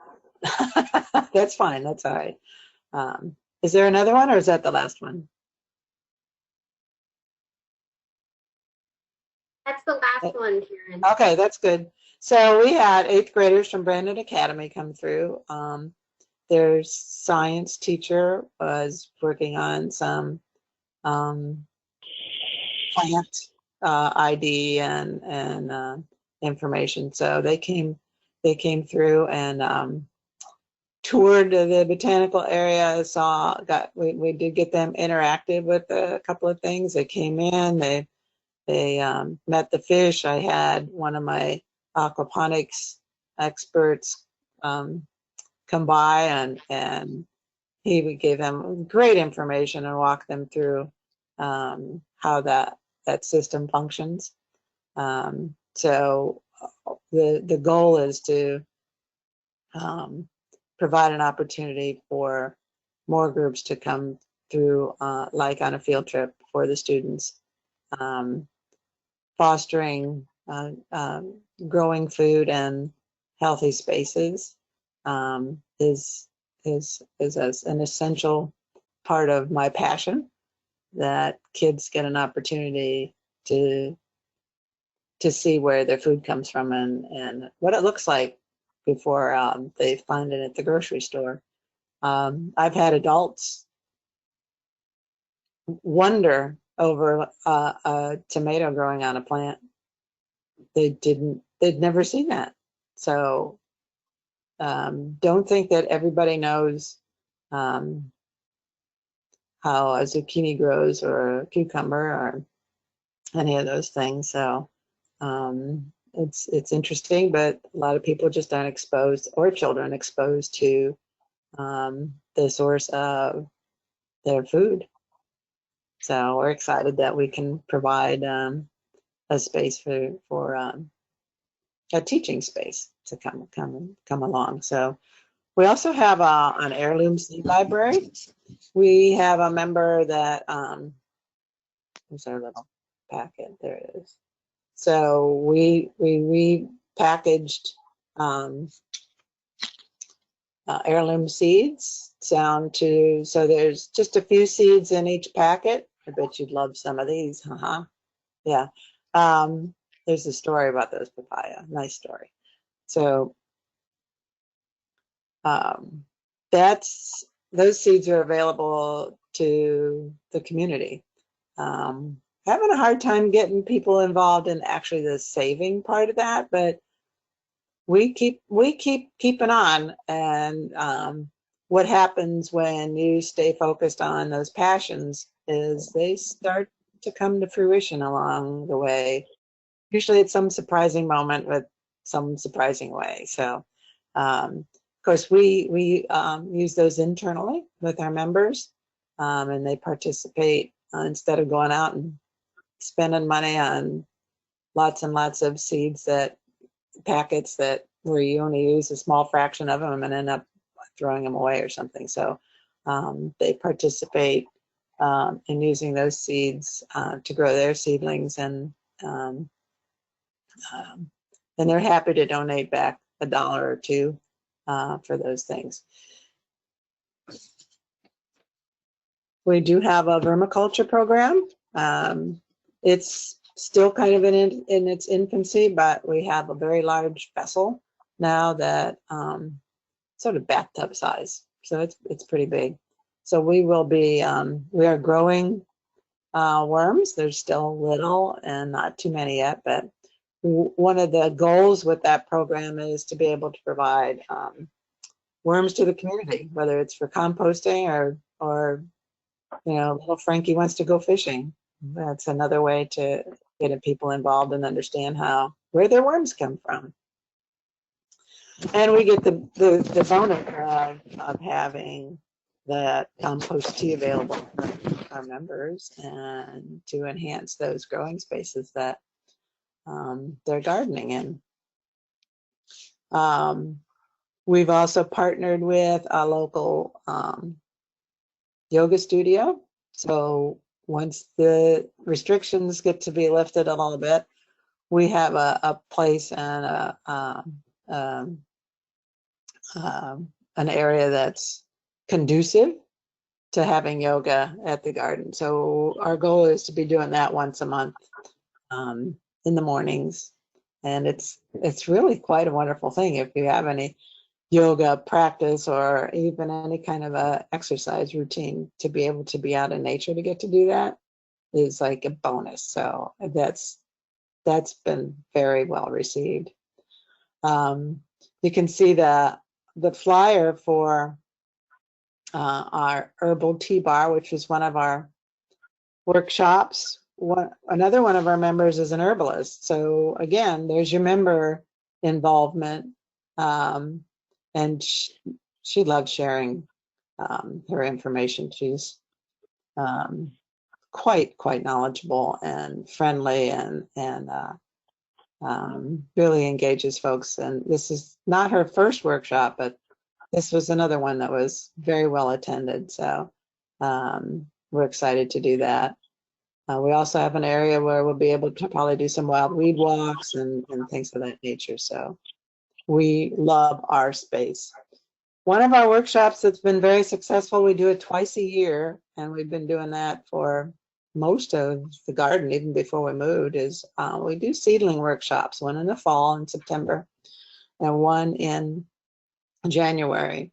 And we have a local gentleman that grows seedlings for the smaller garden centers, and befriended him and encouraged him to run these seedling workshops for us, and he's thrilled to do it. We all love him. Everybody gets such great information when he does these workshops, and they get a whole tray of vegetables that they can grow. We put out seeds from A to Z. They can go through and choose whatever is their favorite thing that they'd like to grow. So and they're really fun and very successful. So you'll find some, you'll identify some from this area that your garden is in, or the area that you want to start your garden. Real important that you understand that part of your community around your garden and what they would be most interested in. You'll probably get a lot of that feedback from the members, because they're all going to be pretty local, very local. So find those connections with your members. ID your members that have some special talents that they can share. And I wish you luck with your gardens. And I think, do I still have some time left? I don't know. I'm not watching the clock. Oh, sorry. If you have anything else you want to add, Karen, you're certainly more than welcome to, or we can go ahead and move on. It's really at your discretion. We've got just under an hour left. Okay.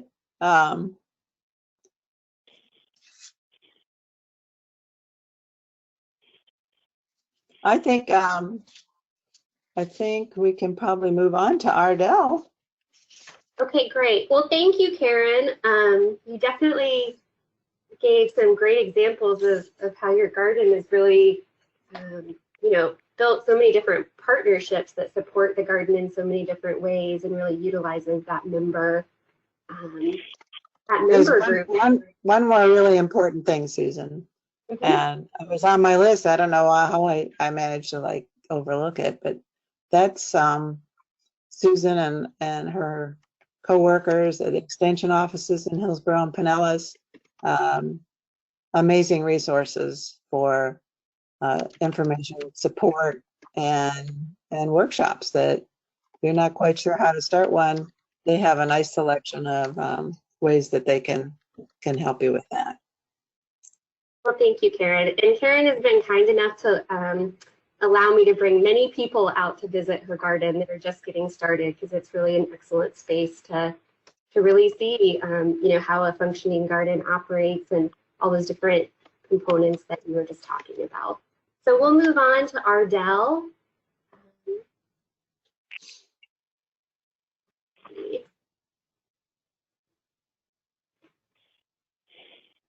So I'm going to introduce Ardell O'Neill. He grew up in Iowa with real soil, growing lots of vegetables in his parents' very large garden, freshly harvested and eaten. He is a registered nurse for over 30 years at University Community Hospital. He's been a master gardener for more than 20 years. He's currently the leader of the garden ministry at the Lutz Community Church, and he helped to establish the Mustard Seed Garden in 2014. They grow vegetables to donate to a soup kitchen and a food bank, and the garden produces approximately 300 pounds of produce in their 1,000 square feet. That's awesome, Ardell. And he is an advisor for Maniscalco School Garden.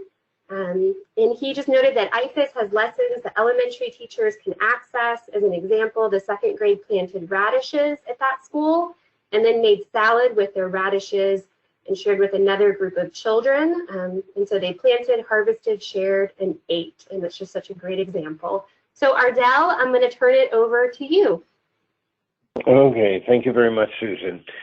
Some of what I'll be saying is going to be overlapping with what Karen had said, because the establishment or the beginning of a garden quite often ends up being things that you continue on with the garden, so that the garden remains functional.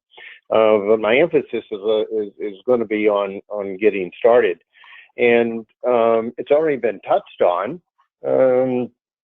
Finding out who is interested, and when you're finding out who is interested, you have to include a large number of people. And ours was a church garden, and we have approximately 200 members in the church, and a total of probably in the area of about 15 people at some time or another have done something related to the garden. So when you look at 215 were the ones who participated, you have a better idea of the pool of people that you need to seek out. Find out who's interested. And then the next step is simply to get together and brainstorm. And whoever's in charge of the brainstorming, my suggestion is two things.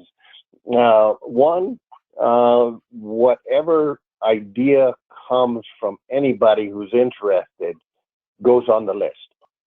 And there's no comment with respect to is that good or bad or is it anything about it. It just simply goes on the list because you're brainstorming at that point. So the second thing is, when an idea comes in, don't discuss it at that time. Have a separate part of the brainstorming where you discuss each individual idea that was brought in.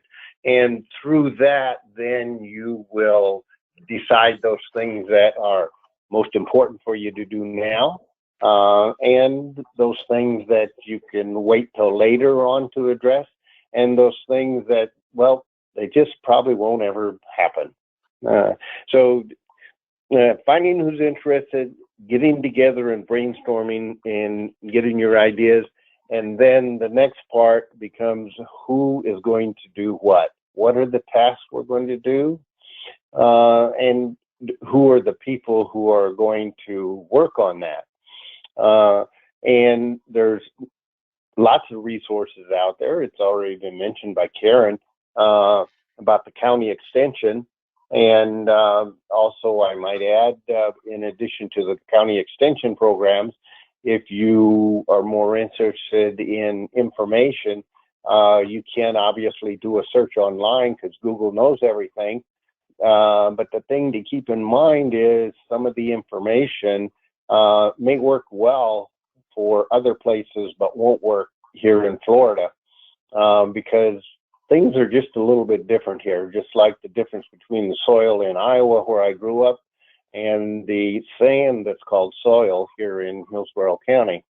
And so that's one place you can go. Another place you can go, and correct me, Susan, if I don't have the name correctly, it's Electronic Data Information System, EDIS, and then you just plug in whatever word you want. And if you want community garden, you put in EDIS space community garden, and any information that the University of Florida has will come up, and you can pick out the specific what they call fact sheet for information on it. And so that was of help to us when we started our garden. And the idea of helping with what are the things that we need to be considering. One thing that came up already is the fact that where are you going to put the garden? And so if you don't have a place for it, then obviously you have to find a place and find a person or an entity that's agreeable.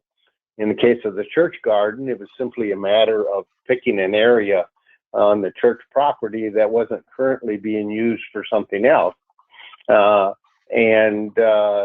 So we were very fortunate in that the church had recently bought an adjacent piece of property, and the previous owners had already had a garden in their backyard. And so that became the place that we selected. That helps with the location, but there are some other considerations that come in for the location. Knowing that vegetables need at least 6 hours of sunlight a day, then it's important to have a place that has plenty of sunlight. And if you have the choice between morning sun or afternoon sun in Florida, early in the day sun is preferable. So as a result, then this is a consideration that you have. What is available for a location, the sunlight. Another thing is access to water. Now, we were fortunate because the property already had a little building that was a pump house storage shed. So as a result, then all we had to do was tap into that line, and then we had a water source for our garden. Some other things that you have to consider is the legal aspect when you're working with another entity. Once again, in the case of the church, we didn't have that aspect to worry about. Another thing is insurance. And we didn't, once again, have to worry about that because we were part of the church. But if you're a community garden that's not associated with all of the benefits that come with being associated with a church, then these are some of the things that you need to consider. And so when you're dividing up the duties, you have a lot of different duties that need to be done. And so this then becomes important to consider how many people you have in this group who served, who indicated they have interest in there. Along the way also, as you progress along, you will want to consider an agreement between the participants and the garden. We have at the Mustard Seed Garden Ministry, we have an agreement that people sign so that everybody knows what's okay in the garden. And there's things on there such as if you have your own plot, you can grow whatever you want as long as it's not illegal and as long as it does not shade an adjacent person's plot. Also, and this wasn't originally there, but it came from the church board, we're concerned about disturbing the neighbors while we were working at the garden. So we added in there at their suggestion, number one, no use of power equipment before 9 o'clock in the morning and no radios. And so that became part of our agreement with the church and is in the agreement for the participants there. Then some of the other things that you're going to need to consider is what is the real goals of the garden? Okay, are you going to have people come and have their plot and grow their own vegetables? Are you going to donate? Are you going to have a combination? In our case, our original plan was to have about 2/3 of the garden be simply for donations to food bank and soup kitchen, and have about 1/3 of it for people who could grow their own vegetables. And what we found is that there weren't a lot of people who were interested in growing their own vegetables if they weren't already on the committee. And so those plots that were not what we called adopted, we then just used them to add to the part of the garden for the community outreach program. And so what are you going to do with those? As the garden, which is now in its 6th year, has progressed, we ended up at one time having 3 food banks and 1 soup kitchen that we provided produce for. Plus, we also, as part of the church outreach ministry, serve a meal until the COVID-19 situation came up, serve a meal on the street after church, and we had produce from the garden available for the people who were insecure that we served there. Also, 1 week a month, we would have produce available for the congregation. And that would be available after each of the 2 church services for a free will donation. And as Karen had mentioned before, putting a price on it, first of all, it's more labor intensive. But the second thing we found out, only because by accident we didn't have time to do pricing one week, we found out we got more if we just asked for a donation. And so for the church produce, we simply have a terracotta pot there on the table with the produce, and they just drop their donation into there.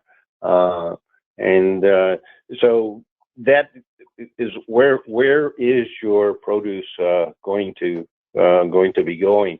And so all of those things are things to think about at the beginning. The other thing is what are all of the supplies, all of the things that you need to start the garden, and where are you going to get them?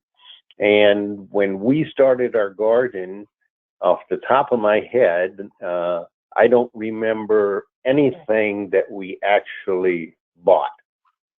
Everything was donated. Our irrigation system, there was a member of the church who was a landscaper, and so that person donated the irrigation system and put it in, by the way, for the garden. We from Lowe's, the local store had, I don't know if they still have it, but back then, the local Lowe's store had, at their discretion, the ability to make donation to local nonprofits. And all you had to do was go in and fill out a form. And it happened to be that the month we applied, and we applied to 2 different stores. One of them because I knew the person who ran the garden center, and the other one because it was close to our church. But in both cases, we were the only not-for-profit that applied for this discretionary fund. And as a result, we got enough lumber to build 4 raised beds that were 4 foot by 16 foot, simply from Lowe's because of the donation. And we were also able to get enough fencing material. It was called economy fencing material to go all the way around our garden with this. And so Lowe's was one of the places. We also received donations from Walmart and from Home Depot, also local garden centers and local Ace Hardware store made donations of items to the garden. And so when it comes to where to get the things that you need for the garden, it's simply a matter of the community resources and keeping your eyes and ears open for everybody. Who is it that they know, or who is it they bumped across? And then I'll also add in that there was a nursery that was going out of business, and they had ground cloth they were willing to give to whoever would haul it away. So as a result, then, all of our ground cloth for our garden came from that donation. And it was simply one of our church members who went over there with the pickup and got the ground cloth for our garden. And also another thing is, one of our members of the church worked at Busch Gardens, and once again, just hearing what came up, found out Busch Gardens composts all of their non-disease plants and their bedding for their animals, and this is available to people who work at Busch Gardens for just coming and picking it up. And so through him, why we got all of the soil for our raised beds, all the 1,000 square feet of soil on the raised bed were donated by Busch Gardens. Once again, we had a church member who had a 4-yard dump trailer. So between the employee at Busch Gardens and the church member with the trailer, why then we were able to get all of our soil without cost. And so these are just examples of like keeping your antenna out and finding out what is it around. Just another sidelight on that is the pump house shed on the property. We found out the roof had a leak in it, and so we were going to have to replace the roof. And who would have thought that our youth minister had a roofing license? And so as a result, because he had the roofing license, he had contact and was able to get the roofing material and then replace the roof on the shed. And so we have a nice corrugated roof on the shed right now as a result of that. So just keep your eyes and your ears looking for the opportunity to be able to get the supplies that you need. The other thing now is more on the standpoint of continuing on. Obviously, at the beginning, there is the nice thing if you have a mentor, but that doesn't mean you have to follow everything that the mentor goes with. And one of the things that we did at the beginning is, because we knew there were a couple community gardens, that was before we found out about Kitty and her wonderful work with the coalition, we visited 2 gardens to see what is it they're doing and how do they do it, to give us some ideas so we didn't have to reinvent the wheel, so to speak. And those were definitely very helpful visits to direct us quite a bit. Okay. And then as your program goes on, and always welcome all ideas and suggestions in case they're not there, or when they come up, unless they are way off. You know, obviously, if you're doing a vegetable garden and somebody says, well, they want to have a grove of trees of some kind, citrus trees or something, well, then that doesn't quite fit. But always be helping. And one of the ideas that came is one of our garden members did not grow up in the United States, but rather grew up in Ghana, and they only grow long beans apparently in Ghana.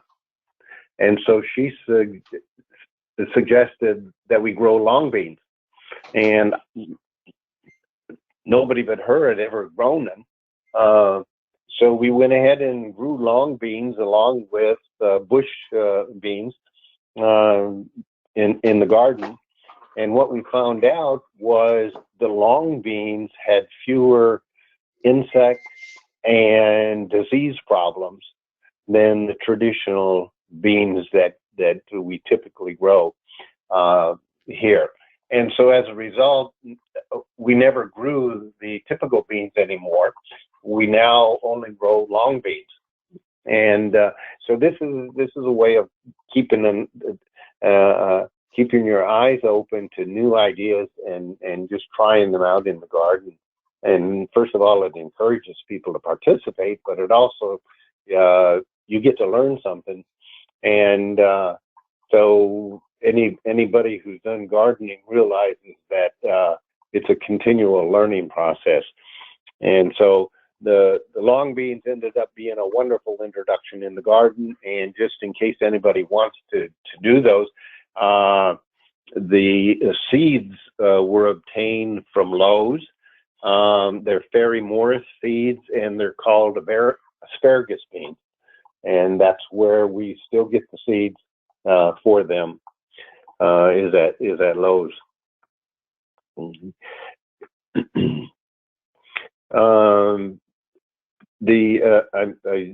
I mentioned Institute of Food and Agricultural Services before, the county extension, and one of the very, very nice things on there is when you're thinking of what to grow and when, they have a fact sheet. And if you simply go into EDIS, the Electronic Data Information System, and then put vegetable gardening, it's about an 18-page, if I remember correctly, fact sheet. And the last part of that lists different kinds of vegetables, the recommended varieties, the time of the year to plant them, how long it is before your harvest. So all of this information is extremely helpful. And that's the guide that we use at the garden for our planting scheduling, is what is in that guide from the Institute of Food and Agricultural Sciences program. And it was mentioned before that it was about 300 pounds each year that we have donated from the garden. And we now have a new person who's in charge of the planting and the growing and the harvesting aspect of it. And I have to admit, she is doing a fantastic job, much better than the previous person, who was me. And we've got almost 300 pounds donated so far this year. And we haven't even gotten into the fall growing season yet. So on 1,000 square feet, we'll probably have much more than 500 pounds of produce to donate, as just an idea of how much can be grown on a relatively small area.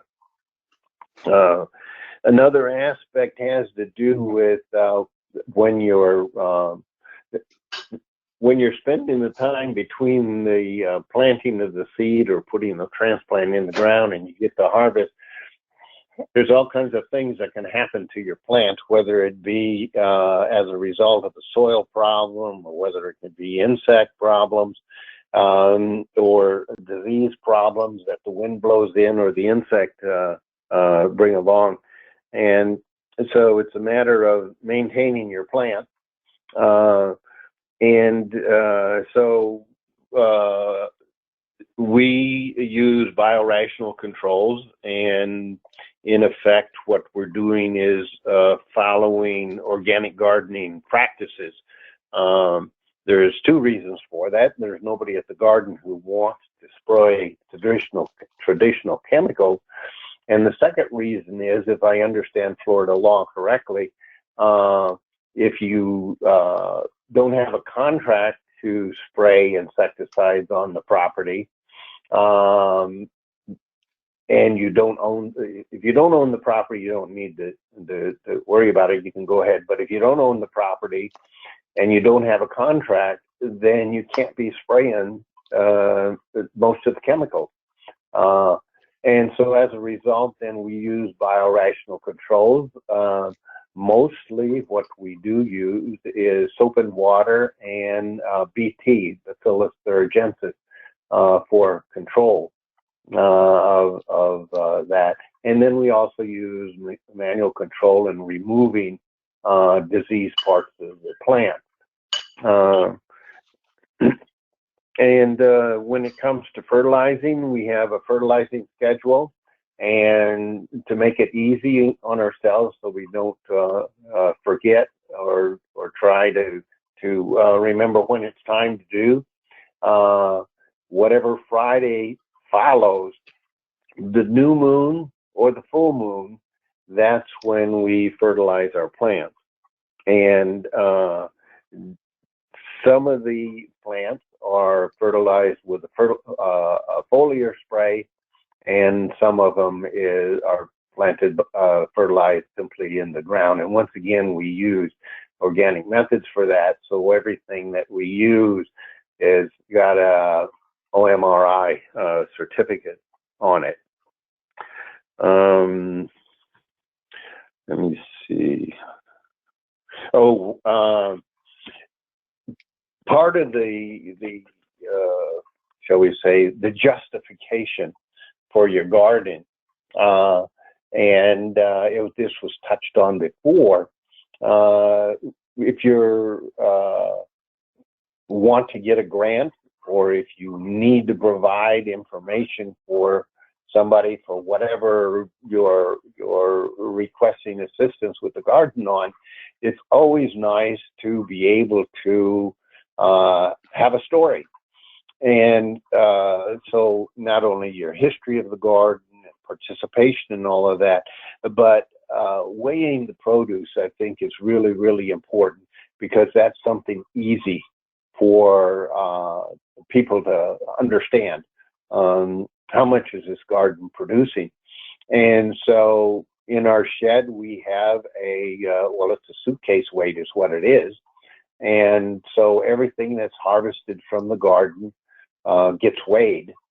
And the person who keeps track of that actually keeps track of each particular type of vegetable that came from the garden, keeps it in a separate column, so they know the actual weight of how much collards did we harvest, how much tomatoes, how much bell peppers, how much on the onions. And so that if anybody wanted a little more detail other than the total amount, why that information is available. And to me, that's important when you want to tell the story of your garden. Mm-hmm. Ardell? And yes. Ardell, this is Susan. So we have just about 20 minutes left. And so if you're okay with it, I would like to go ahead and open it up for questions. That way we have a chance to get at everybody's questions before 12:15.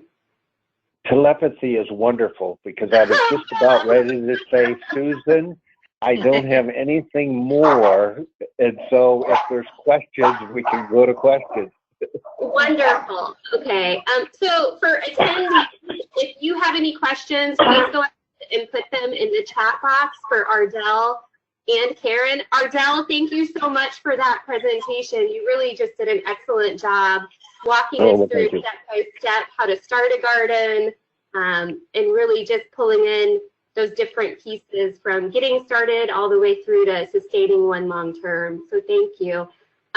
Also, for the folks that are attendees, if you wouldn't mind putting in the chat box if you're able, whether or not you're interested in starting a new garden or whether you have an existing garden, or if you're just interested in assisting the coalition and supporting community gardens, that'd be great too.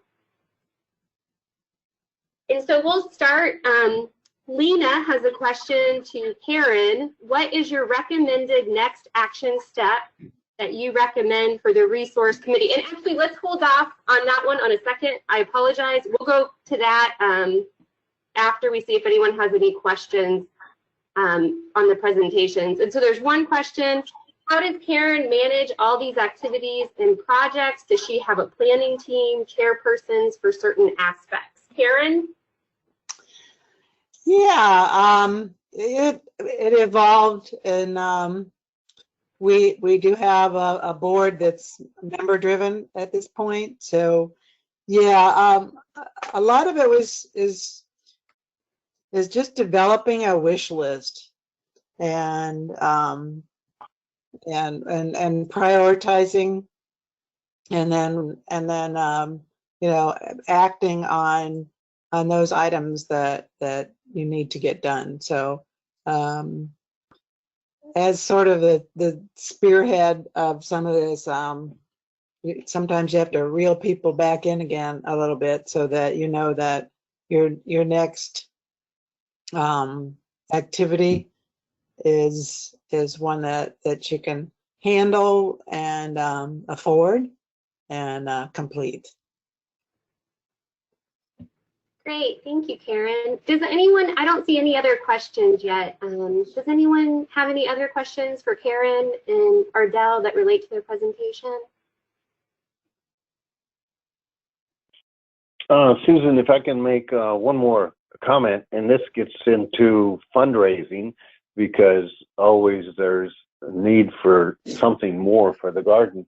Although we have a, shall we say, a captive audience in the church, it makes it a little bit easier. But in addition to having the produce available for the members of the church as a way of fundraising, we also have special times during the year when we do things. And one of the things that we had done earlier this year was we had Apple Pie Sunday. And so one of the people went down to San Juan and bought a whole box of Granny Smith apples, and then 6 different people took some of the apples and made apple pies at home, and then those were available, and it ended up we had 13 pies, and we earned more than $250 simply by a free will donation. So that's one of the things we do. Also, we have Strawberry Shortcake Sunday, which is something that we've done every year, except for this year, which unfortunately we had bought everything and ready to go, and then COVID-19 happened. So everything's in the freezer right now, and hopefully we'll get to do that.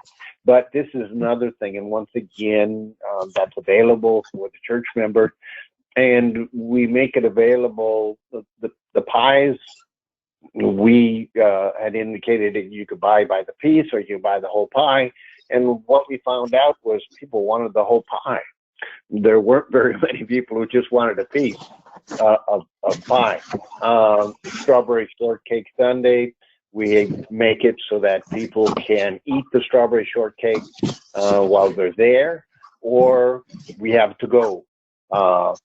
And so they can go ahead and take it home. And we make most of it with strawberries with sugar, but we also make it for diabetics so that there's a non-sugar sweetener for some of it, so those who are diabetic don't have to avoid it. So those are just some ideas that we have. We had also considered doing another Pie Sunday this year with blueberries, but that'll have to wait till next year.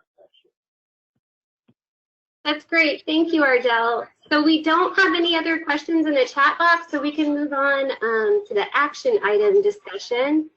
And Karen and Ardell, what is your recommended next action step that you recommend for the resources committee? Well, we discussed all sorts of things with that, and I think we kind of narrowed it down to a mentoring. Is that right, Susan? I think we kind of left that to you to wordsmith. Yeah. Yeah, mentoring. Supporting those folks that want to start a garden. Yeah, so things that seems, you know, and it's been a thread, I think, through the first session we did today, and then this session was really that importance of having mentor gardens. And so really just looking at maybe what other gardens in the coalition would be willing to mentor new gardens and kind of fleshing out at a future time what that might look like. And the mentoring for those who want to start a garden, obviously would be connecting with somebody who's involved in a garden. But mentoring doesn't have to, shall we say, end there. To me, one of the wonderful things about the Garden Coalition, and we visit gardens and we talk amongst each other, we end up mentoring each other because each of us has a little different thing that we're doing at the garden.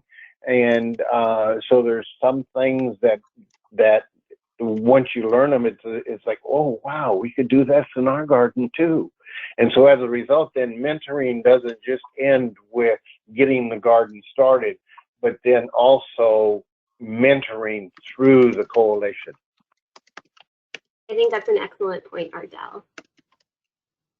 So does anyone else have any thoughts on that? Any of the attendees or other panelists as well? I was thinking that just parallel with the school system, when there's a new teacher that comes on board that is assigned a mentor teacher, those teachers have been through a training on how to be a good mentor. And I think that I love this idea of sort of more formalizing ourselves as mentors.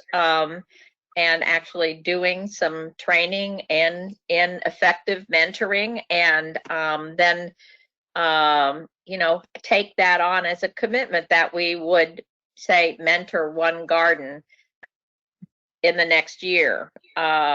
Maybe COVID-19 gives us a better goal of 1.5 years because we don't know it. You know, we've got to lengthen our timelines. It's not like usual, but something like that, a more formal mentoring program. And I think you're right, Ardell. That's what we love when we go to the coalition meetings at the different gardens to see what, you know, how people have implemented some of the same basic concepts, but done in this way or that way. And it just is inspiring. I love that too.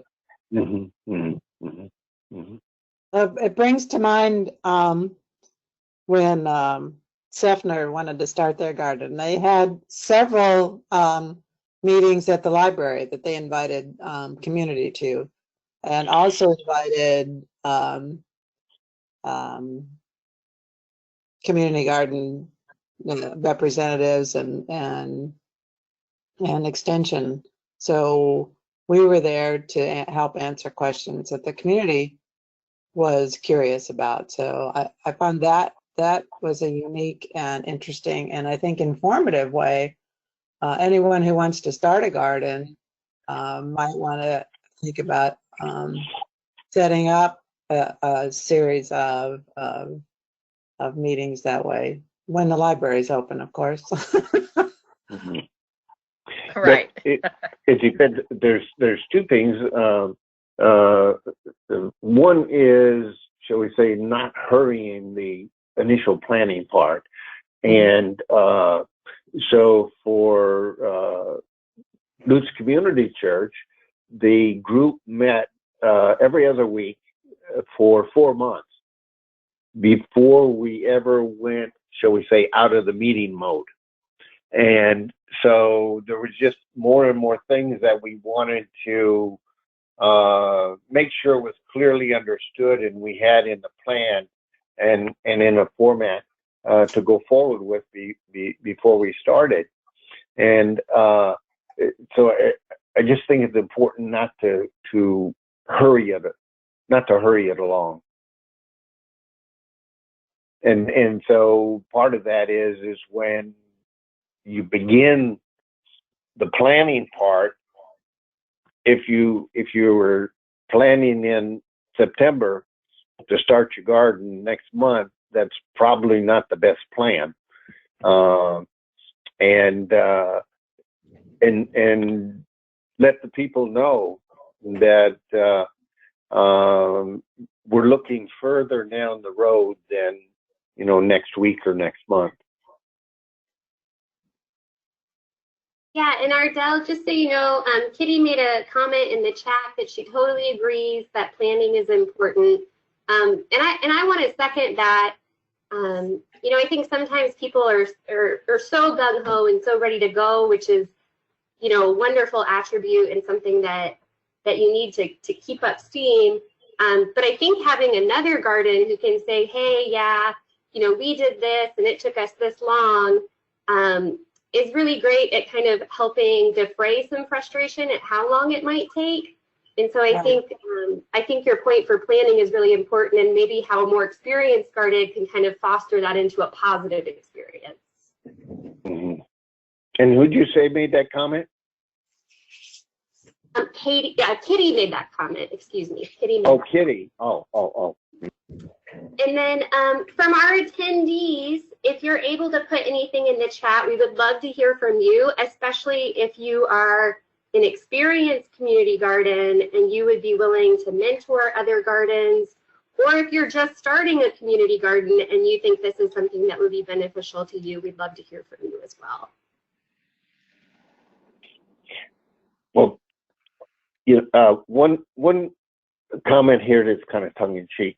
The fact that there aren't any questions means one of two things. And Karen and I would be on the side of the fact that we covered the topic so well that everything is covered. The other thing is we covered it so poorly that they didn't get enough information to ask a question. I'm pretty sure it's the first one, Ardell, that you just did not go. And Karen, yeah. Yeah. I hope we didn't make it sound like it was too complicated to get started. I think most of the gardens started because we wanted everybody in the entire area to be able to come and garden, and expected them to all show up. And I think you have to carry that passion with you, because you get through all the pathways that gets you to a good core and success. So yeah, the planning is important, but the passion to share this and have a central place to grow food is the fire. That's the fire you need. Let me ask you a question, Karen and Ardell. Karen, you mentioned when you first started talking with your group of interested people, you had about 4 folks that were interested. Mm-hmm. I was interested to know, Ardell, how many people sort of showed up that first time to say, I'm interested? What was the number? 8. 8. Okay. Mm-hmm.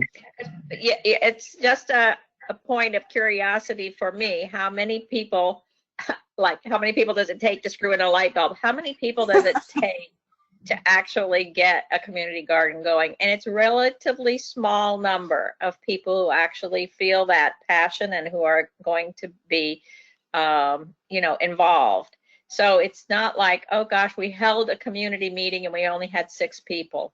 Well, guys, that's how Tampa Heights Community Garden started, with 6 people. Yeah. So, it just doesn't forecast failure if you have just a small, because it is a small group of committed people that basically change the world in all these ways that we know.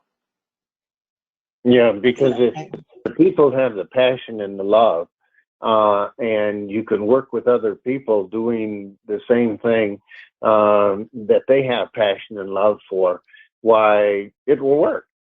And to me, I'd say the only downside is don't fail to welcome other people in, and don't keep everything just for yourself, because to me, it's important to provide people opportunities to contribute. And so we have people who come to the garden who have never gardened before, and they kind of believe they would like to learn how to garden. And so far, only one of them is, shall we say, taken the information from the garden and gone home, and now has a little garden of their own going at home. One other caution for people that I give for growing gardens, it seems to be tomatoes is the #1 thing they want to grow. And the unfortunate thing in Florida is tomato is probably the vegetable that's most likely to meet with disaster. And so I let them know kind of first on that if you're going to be vegetable gardening, you do vegetable gardening because it's therapy. And sometimes you'll get some food. And so, because for sure, being in the garden and working to me is therapy. And then when you're working with other people, that's more part of the therapy. And so it ends up being that the most important part of the garden is the therapy, the community. The community. And your harvest ends up being the icing on the cake. Right. Yes, tomatoes, I call them high maintenance plants, and really the brand new gardeners, I do like you. I discourage them from starting with tomatoes. Let's go through 1 year with some of these other vegetables, and then let's put our hand on the tomatoes. It's otherwise, you can just have such an unsuccessful moment. At the mustard seed garden, we no longer grow standard sized tomatoes. We grow cherry and grape tomatoes. There is one type of tomato that's called the Everglades tomato. And it doesn't have good manners. And so it'll take over whatever area you put it in, plus a lot of adjacent area. But it does prolifically produce tomatoes, and it doesn't seem to care about whatever's going to do in tomatoes. It just basically keeps on growing. And those tomatoes are very, very flavorful. They are so tasty. Yep. Ardell and Karen, can I ask you both a quick question? Ardell, you talked a little bit about how you had a different garden leader this year that was managing the space. And Karen, I was wondering if you could both just talk about like the transition of leadership and how that works for having a garden leader or garden manager, or kind of what that looks like for both your gardens. For us, it wasn't. Oh, go ahead, Karen. Yeah, it takes some vigilance to identify folks that want to step into more of a leadership role. I've found that a challenge, but I keep wanting to kind of step back. We keep adding programs, so I need to like stop for a while and let things catch up. But yeah, and I've done that, and it seems to work really well in certain areas of what we do at the garden with workshops and stuff. But I have quite a number of people that are eager and willing to organize and do workshops and start the other programs like the seed library and stuff. So it's I'm not sure how to answer that question, but the size of our garden is different from the mustard seed. Actually, all gardens are a little different from each other anyway. So Yeah, perpetuating leadership is essential, no matter what kind of organization you're working in. So allowing members to reach out and stretch out and offer up their talents is an important way to move those people a little more forward and give them that encouragement. Okay, Karen, thank you. And Ardell, I think you're going to close us out with the last minute for this answer. So how does your garden handle that? It wasn't because I'm still default leader, but this person just offered to start the seedling, and so as a result, then the only thing that I made sure that they were aware of was the planting guide from IFAS. And as long as they were willing to start the seedlings, and then I found out, well, they were willing to consider rotational crops and where they're going to plant them in the garden. And then by default, they ended up taking care of the harvest, mainly because right now the only food bank that we're still taking produce to is the one that she had been taken to before. So I wouldn't say it was so much a transfer of any type of leadership, but just finding out that there was one of the people in the group who was interested in doing this and saying, wonderful. We have another person that 3 years ago wanted to do herbs, and so they're still doing herbs in the garden, and that's just part of the community. It's not their plot, it's just part of the community. So it's a matter of recognizing that other people can do things and giving them permission to do it. And then the other part of that is don't expect them to do it your way. That the important thing is that it's successful. It's not exactly how it gets done. That's great, Ardell. Thank you so much. And thank you to both of our presenters for putting together such great points on really how to support gardens from the ground up. The next session is going to start at 12:30. I will stop sharing my screen and hand that over to whoever's next. And I wasn't able to do it during the presentation, but I will put up the link to the EDIS site that Ardell was referencing that has the University of Florida fact sheets and documents on growing information. So thank you everybody for attending this session, and we're looking forward to the next one. The next session starts at 2 o'clock. Oh, 2 o'clock. I'm sorry. I was going to make everybody come back for lunch. Great job, Susan. Thank you. Thank you so much.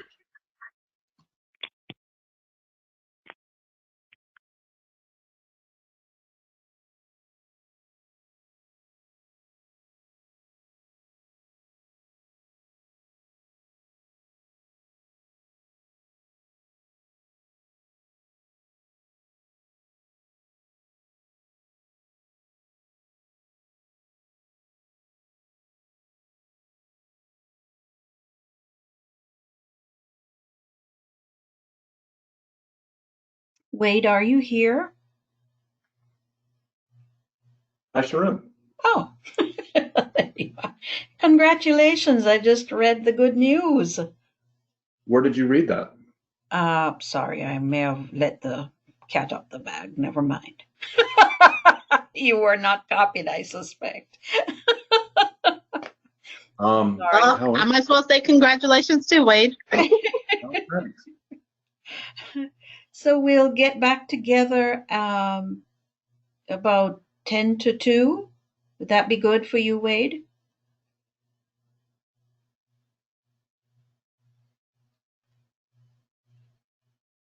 Uh-oh.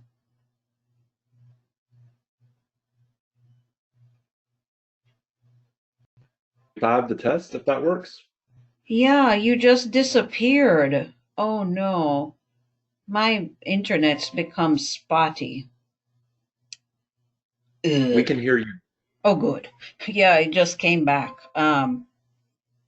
Something about Cisco and AnyConnect. Oh, that's your Well, that's your connection to the file server Right. for the Yeah. plan. Yeah. Yeah, so I didn't hear what you said about. Oh, sorry. Would 145 be okay to test out our mics and everything? Yeah, that's fine. Great. We'll see Yeah, you then. we had a lot of challenges with the first session. But it went well, and we got the information we needed, and people were engaged. So yeah, Lena says to tell you I'm first. I need to follow instructions, you know. And so my presentation goes first, then her, then Dr. Delchant, or I think I said his name wrong, but anyway. And then and he doesn't have a presentation, is that correct? he does not. And Okay. Perhaps you could, when he's speaking, we could use the PowerPoint cover of that I have, just Sure. like what Susan just did. Not a problem. That's great. Yeah, I think that would work. At least we have something to look at, because looking at a blank screen is kind of boring. So, okay, see you at 1:45. Great, thanks. Michelle, before you go, Wade, I am having a problem with my audio, and it looks like when I go to do the phone call as Chris instructed, then it looks like I'm losing my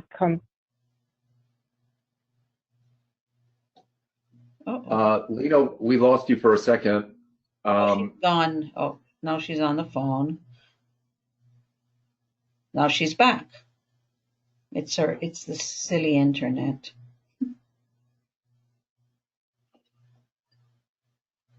Lena, are you there? Yeah. Yeah. So now you know the challenges, Wade, for 2:00.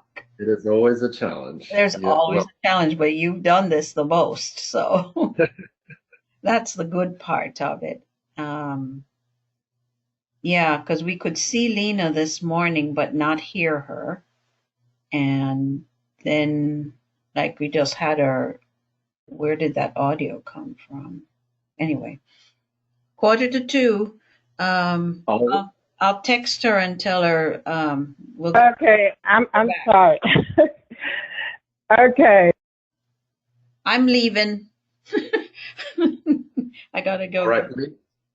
And Wait, Lena, a lot of stuff. Wait, are we able to join again if we leave just using that link that we previously had? It should bring us back to the same place. Yes. It should. It should. Okay, great. Thank you so much. Oh, thank you, Susan. You did an excellent job. Well, thank you. Ardell and Carrie make it easy. Yeah. You guys knocked the ball out the park, as they say. It was very good. Very good. Okay, I lost it again. Okay, bye.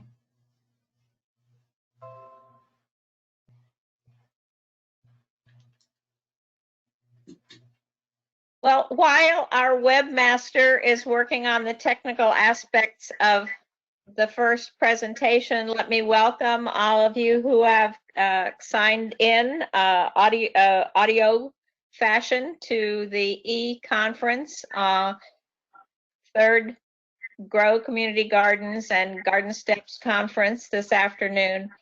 Our session is dealing with policies and how they affect community gardening. And we've had a wonderful session 1 and session 2 this morning.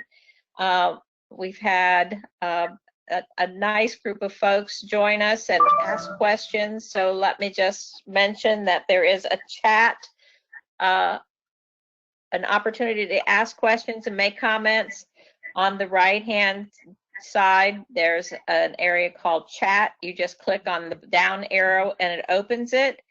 And at the area where it says 2, you click on that down arrow and it gives you maybe some selections. If it does, you want to be selecting all entire audience.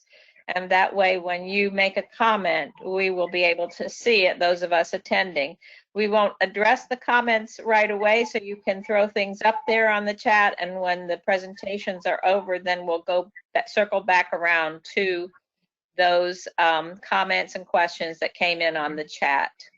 Thanks. Thank you, Kitty. Can you hear me? This is Del Deschamps. Yes, hi, Del. Hey, Kitty. I don't see that part of the screen, but maybe what I see is, let's see, viewing Wade Reynolds' screen, Grow Gardens Conference 3, Health Resources and Policy. Is there another screen or another part of the site I should go to? Just hold still and let's see. Why is he not seeing the menu with? Del, right above the microphone button, do you see a red button with a white arrow on it? With the microphone button. Maybe my screen might be different. I don't know. I don't see a red microphone button. I'm really sorry. I can hear you, so minimally I can participate. I can hear voices, and apparently my voice can be heard. So when it comes time to put, I don't need the rest of the. At this point, I think there's more important things than me trying to figure out. Well, the thing is, this is the time we want to fix any little glitches and technical things. So I'd rather take a minute just to see if Wade can help find that button before we start the presentation, because it may be a problem that other people are having who don't have access to speaking out loud as you do. So Wade, do you have a suggestion?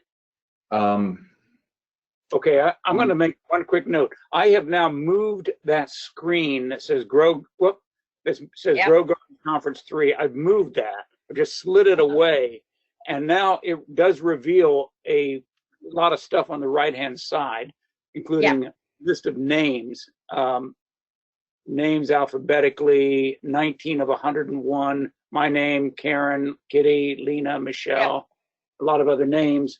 And I do see a green microphone there. Yep.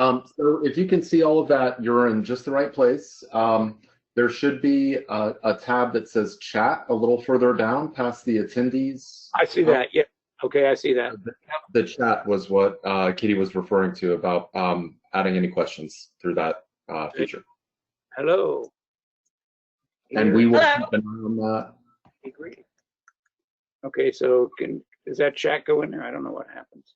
Okay. Yep. You just said hello. Here's a greeting. Yep. All right, good. Well, we're making progress. Good. Okay, Good. so now you've got yourself onto the little window, and you just need to be sure you don't have any barking dogs, because once the presentation starts, we want to, the rest of us want to mute our microphones. Well, Let me just ask. I'll mute mine now and then turn it on when it's my time to talk, right? Okay, that sounds great.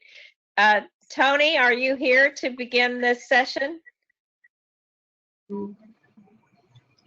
Can you hear me? This is Lena. Yes, hi Lena. Oh, finally. I'm on another computer now. Tony's been having trouble.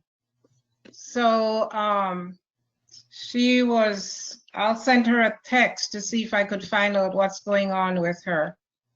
Okay. And just because the time is slipping away from us, I'll go ahead and just welcome everyone who is attending just now, and say that we are very glad that you've come. Thank you all for coming.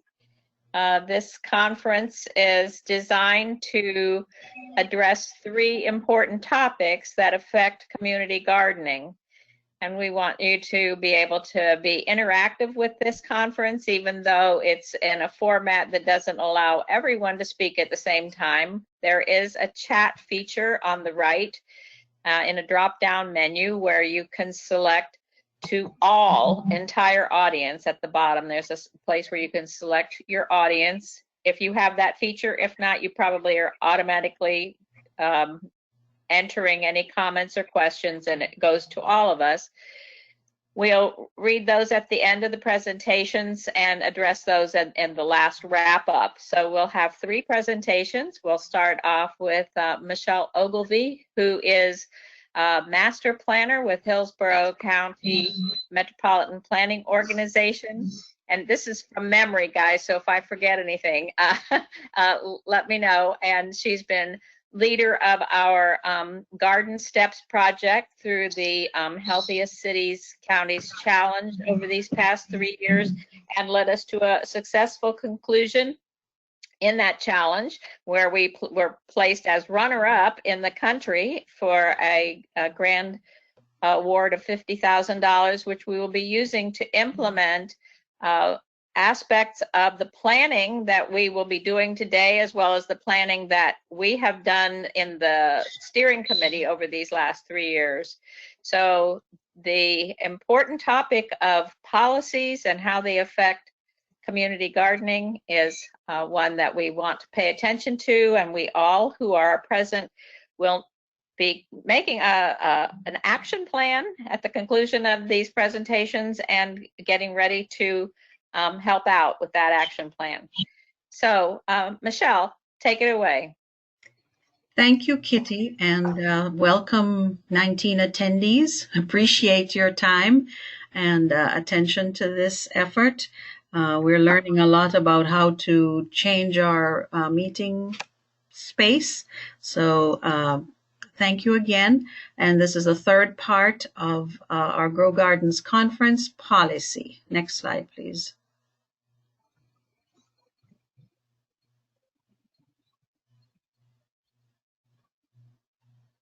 Uh-oh.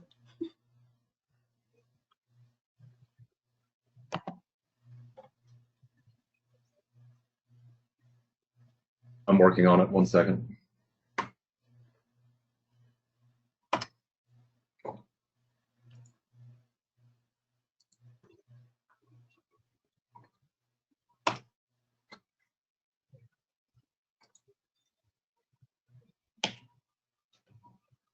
There we go.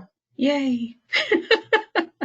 So we're going to think a little bit through the lens of Garden Steps, the project that Kitty just described, where we as the Metropolitan Planning Organization, the Coalition of Community Gardens, Florida Health, the City of Tampa, Parks and Heart all got together, and we put our hat into the ring in terms of wanting to establish community gardens in a food desert, which we talked about at the policy at the health meeting this morning, and to evaluate improvements for conditions around those gardens. Next step, next.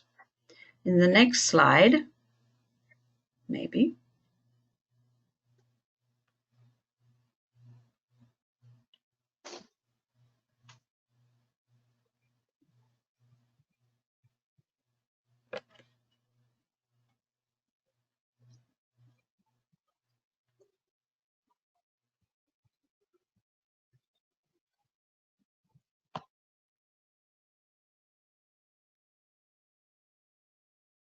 We are having technical difficulty.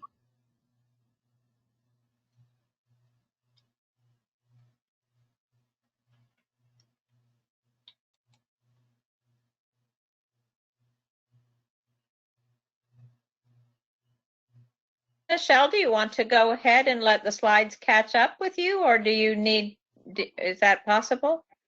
It is. I just wanted, oh, what happened?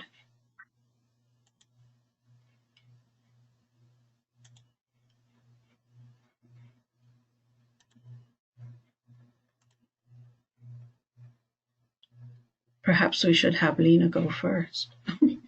Apologies. I'm just going to close it and restart it again. 1 second. Okay.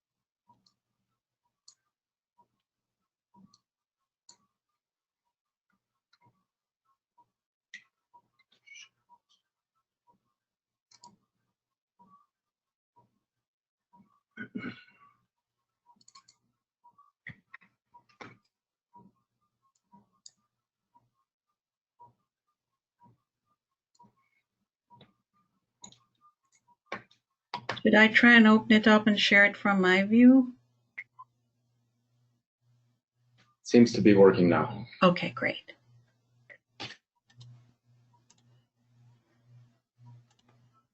So next slide, please. Great. So let's talk about what shapes our health. 50% of everything in our world is public policy, and that is what really shapes our health.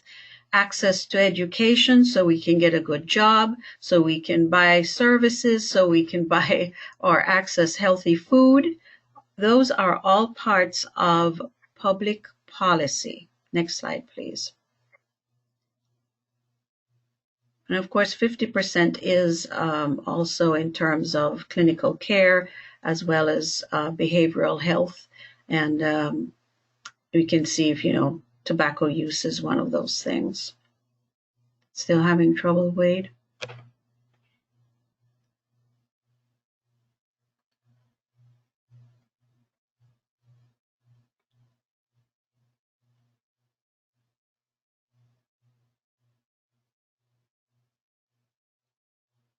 Hit it again, yeah.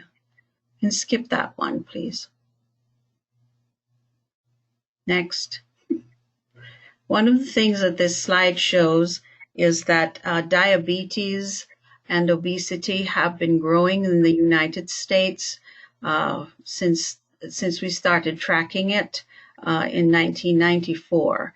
And this does have a relationship to each other in terms of obese people tend to have diabetes, but of course we know that's only type 2. And I'm sure many of you have seen the ads on the television that say, "Are you sitting down right now?"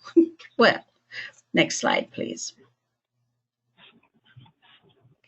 Now, we are a transportation policy group, the MPO is, and we acknowledge that transportation affects health in several ways. In terms of safety, we can talk about crashes, both pedestrian, bicycle, and motor vehicle, that we provide opportunities for active transportation, and that would be walking and bicycling, accessing the trail systems, anything that we can do safely each day. Air quality is also a part of the transportation world. As we know that vehicles and the burning of different fuels can impact or does impact our air quality. And in time where air pollution is linked to heart disease as well as respiratory, such as asthma. Connectivity is part of the toolkit in terms of transportation.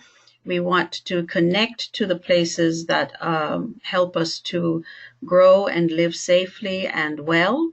And then equity is the part where that is a big conversation nationally and locally in terms of ensuring that all people, despite their ability, have the ability to choose activities that help them live long and healthy lives. Next slide, please.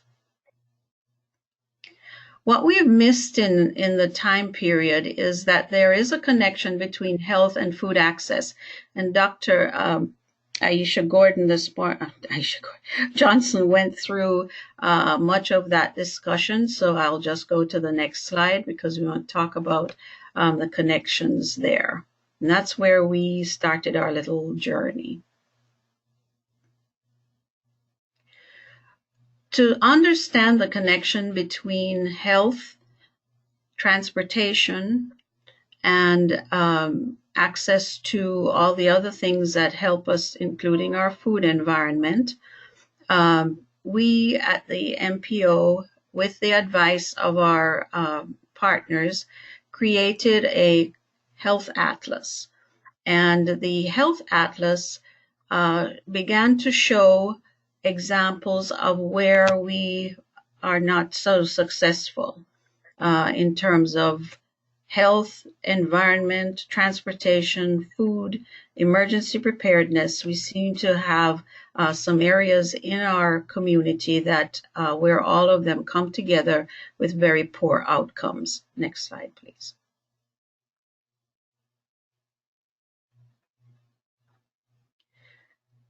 As I said before, in terms of poor outcomes, what we saw, and I hope you can see there's a little circle on the map to the right that shows, if you keep looking in that area, you will see we just saw some interconnectedness. Now we're looking at disease, high rates of diabetes, obesity, asthma, poor physical and mental health, as well as people who report not having leisure time activities, such as visiting a park or, the beach or wherever. Next slide, please. We also found in the same area that that community also is a food desert with low sidewalk coverage, high number of severe crashes, pedestrian, bicycle, and motor, and that non-motorized access to fresh produce is low. Next slide, please. So there is a program called Health in All Policies that is a movement mostly led by the public health groups in our country and the world. And we decided to explore how to create a Health in All Policies movement here in Hillsborough County. We looked at the things that we found from our data and started to investigate active transportation, aging, disability, physical activity, and of course, the access to the jobs, the schools, healthcare, healthy food, and recreation, which all make up for a healthy human being. Next slide, please. And how is health considered from the perspective of the Hillsborough MPO? Through our Complete Streets projects, where we look and make sure that all people can be accommodated regardless of their ability. From the Vision Zero projects that you may hear of more and more each day, where no death is acceptable on our public roads. And Health Atlas, we just talked about and is alive and well in the virtual world on our website. And our long-range transportation plan, which is looking through the lens of, is this promoting public health? And next slide, please. The key benefits of associating health and policy is that it is one of the most important parts of this acknowledgement is that policy is more long-lasting than a programmatic collaboration. So we may go and run out and clean up the beach today or tomorrow, or we plant some food, and that will take care of the immediate need at that time. But policy is how we really got to some of the very poor outcomes that we have, or a lack thereof. So we want to be conscious about our relationship to policy and try to proceed in a way where decisions are made that are consciously improving human health. Next slide, please. In many parts of the United States, we are not alone. So I wanted to highlight that in St. Pete, in the Pinellas County area, which is just next door to us, they have Health in All Policy projects across their county and city, that they have planners who do nothing but Health in All Policies review. In terms of the MPO, we have a Health in All Policies resolution that's looking at our transportation system and our long-range plan. In the city of Miami Gardens, just not down in Miami-Dade, they are looking through the lens of living healthy in their whole city and highlighting healthy play, healthy eating, healthy body. So we're not alone as we move forward. Next slide, please.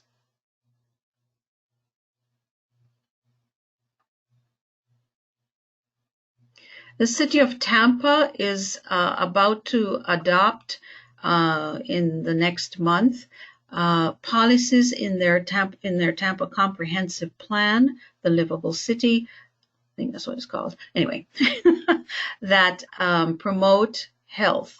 So let's celebrate that the city of Tampa is acknowledging and embracing this movement as well. And I highlighted healthy public policy and health food systems as part of them acknowledging in their comprehensive planning process that these are related and necessary. Next slide, please. Now, I wanted to share some of the capacity that the Coalition of Gardens has shared with us, as well as our other partners. So we can see lots of beautiful pictures here. At the top, we have Wade instructing us on how to put together a pop-up garden along 22nd Street to promote the consciousness of healthy places. We had Miss Kitty teaching seniors how to eat healthy once, and we had some converts of people who said yes, they would eat their vegetables for a change, which was nice. We had there's pictures of our first Grow Garden conference 3 years ago. The city of Tampa has put up wayfinding signs for the support of people walking and bicycling and connected to the Tampa Heights Garden, and we thank them for that.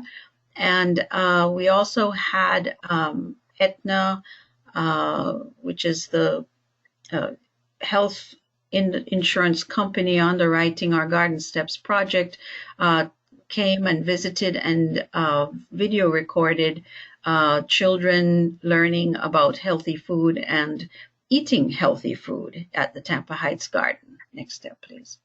Next slide. We have this effort today. Ms. Lena and Ms. Kitty have asked us to talk about actions. And so I wanted to let you know that there is action steps being taken to implement the Garden Steps project. It is beyond now a planning project, but now let's implement. So we are moving forward with new gardens along the 22nd Street corridor because the data shows the most need for that there. The Health in All Policies is taking on a new life in the comprehensive plans. We continue to gather data through the Health Atlas, and we are always ready to have new partners. So next slide, please. And we, as I said before, public policy, evidence-based, community education, safe transportation will all bring us to a new realization of better outcomes, as we have been discussing today in the other two sessions. We have some new partners. We have the Tampa Family Health Centers, who is exploring a way to provide access to fresh and healthy food for their clients in the 22nd Street corridor. We have Middleton High School, who has joined us, and we'll have, we hope, after this COVID goes away, school reopens, to have some partnership with the young people who attend that school. And there is a new movement in Hillsborough County called Connect and Propel, who is interested in learning and providing any further support they can to this effort. Next slide, please. So the action that I have put forward for my part of this webinar session is to ask for volunteers to sign up to work with the Coalition of Gardens Policy Committee to continue championing the steps of community gardens, healthy access to our world through transportation, and if anyone can, and to help to pursue funding as we move forward. And that's my ask, and that completes my presentation. Thank you so much, Wade. Thank you all for suffering through this glitch.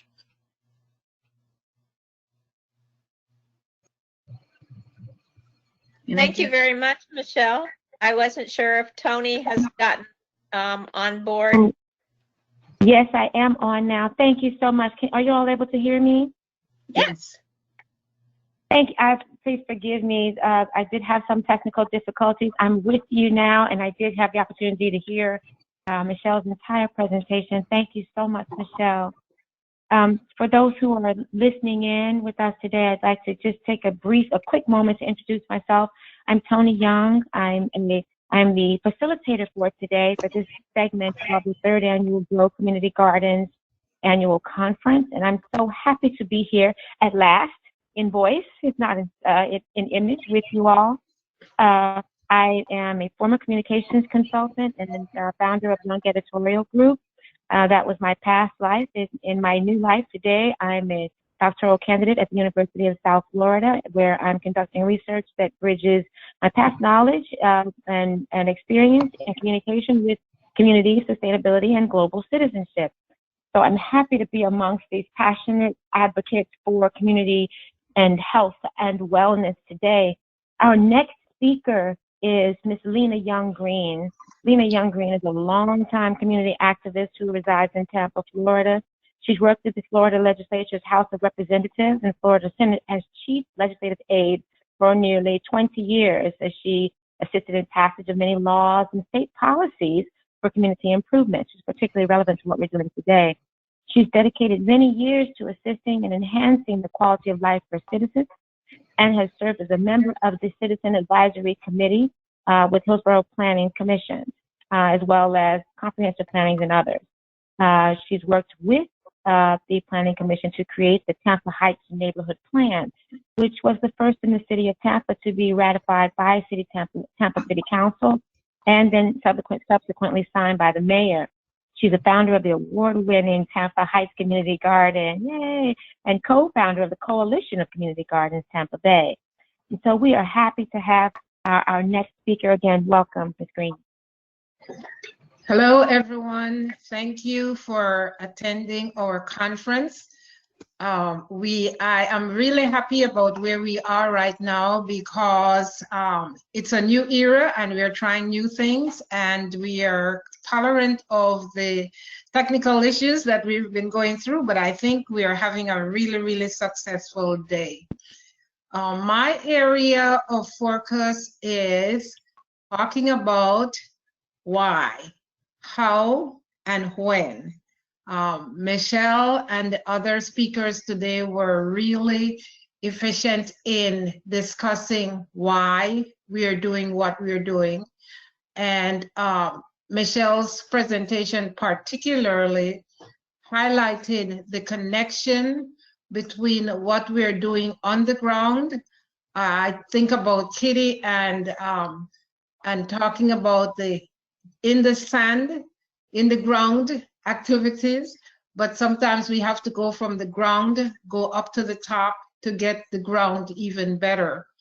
So as we talk about policy, how do we at the level where we are actually impact policy and our policy makers? Wade, would you go to the next slide?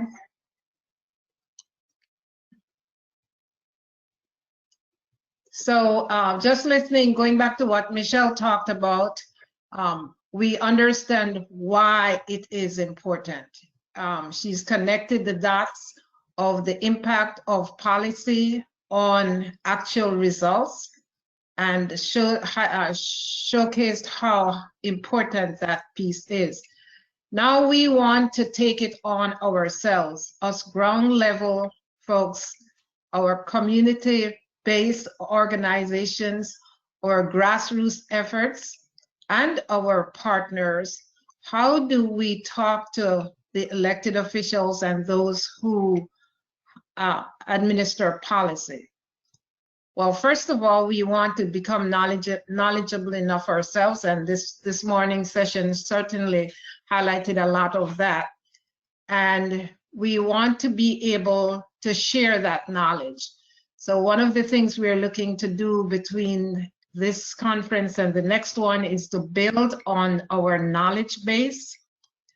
And then we have to share what you heard today and in all the process of getting ready for this conference was our passion and our enthusiasm. That is what one of the things that we have to make sure that our policymakers and those who make important decisions at the higher level and would get us institutionalized into the process, we have got to share the passion and enthusiasm that we have. And then we have to make sure that those policymakers become educated as we are. We have to let them know that since we vote for them, we need them to care about what we care about. And in this case, we're talking about caring about gardening. Wade, would you go to the next one, please?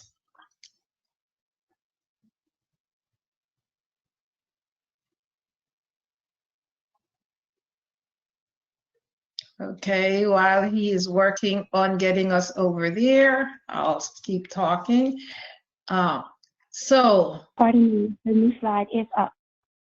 It's up? Oh yeah, there we go. Yes. I'm looking at two screens.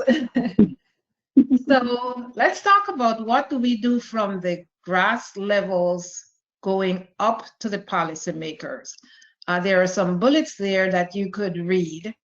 One of the things is getting involved in campaigns. This year is a very important campaign season.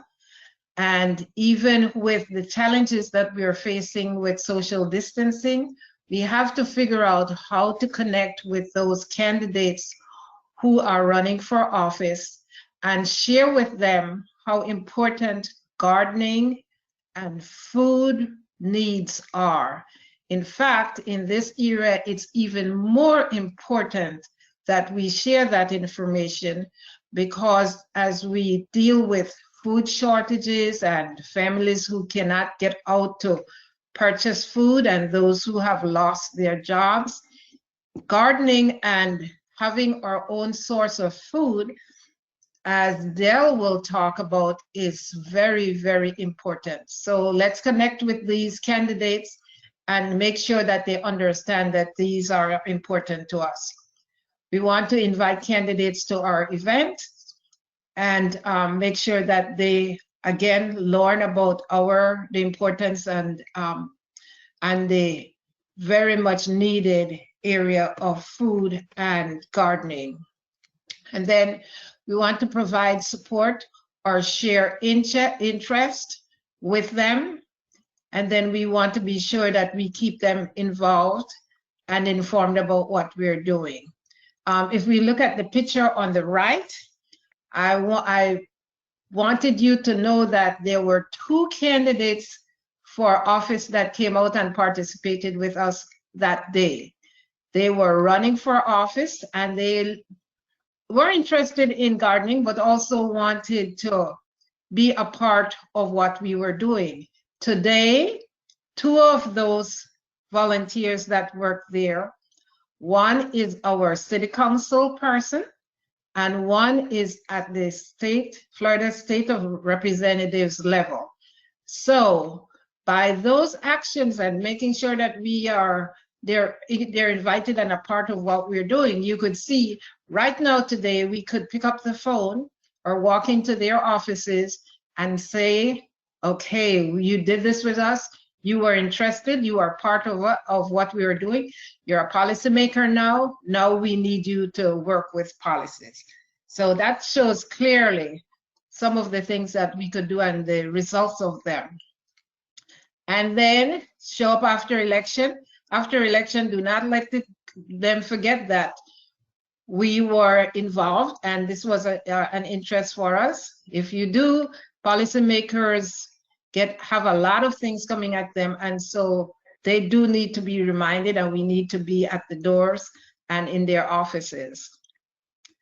And become friends with staff.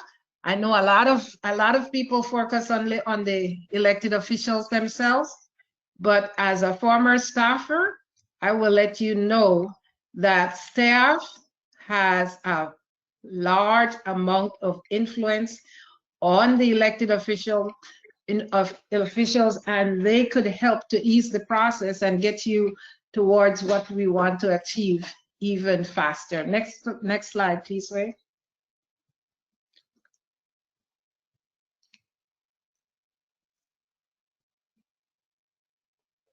Okay, on this one, we talk about how we are going to do our strategizing and planning for talking with the elected officials. This one came from a national recommendation on how do we help with policymaking, and you could go through those. I don't have to go through each of them. But again, we will use these as we shift over from today's conference to our action items. And these are some of the ways that we're going to help to educate and inform any of our gardeners who are interested in participating in policies. And we'll spend time getting educated and including all of this process towards working to getting stronger policies on gardening and food. Next one. Here, we're again repeating that our enthusiasm is contagious. So when we go to the elected officials or the candidates, we make sure that we bring those with us. Someone this morning spoke about pictures and telling your own stories. Those are very persuasive when we talk to elected officials. We are planning in the next year in our action steps to help everyone develop their own stories and be able to have documents and data to bring to the elected officials to point out why it is so important for our gardening and our food supply. Next step.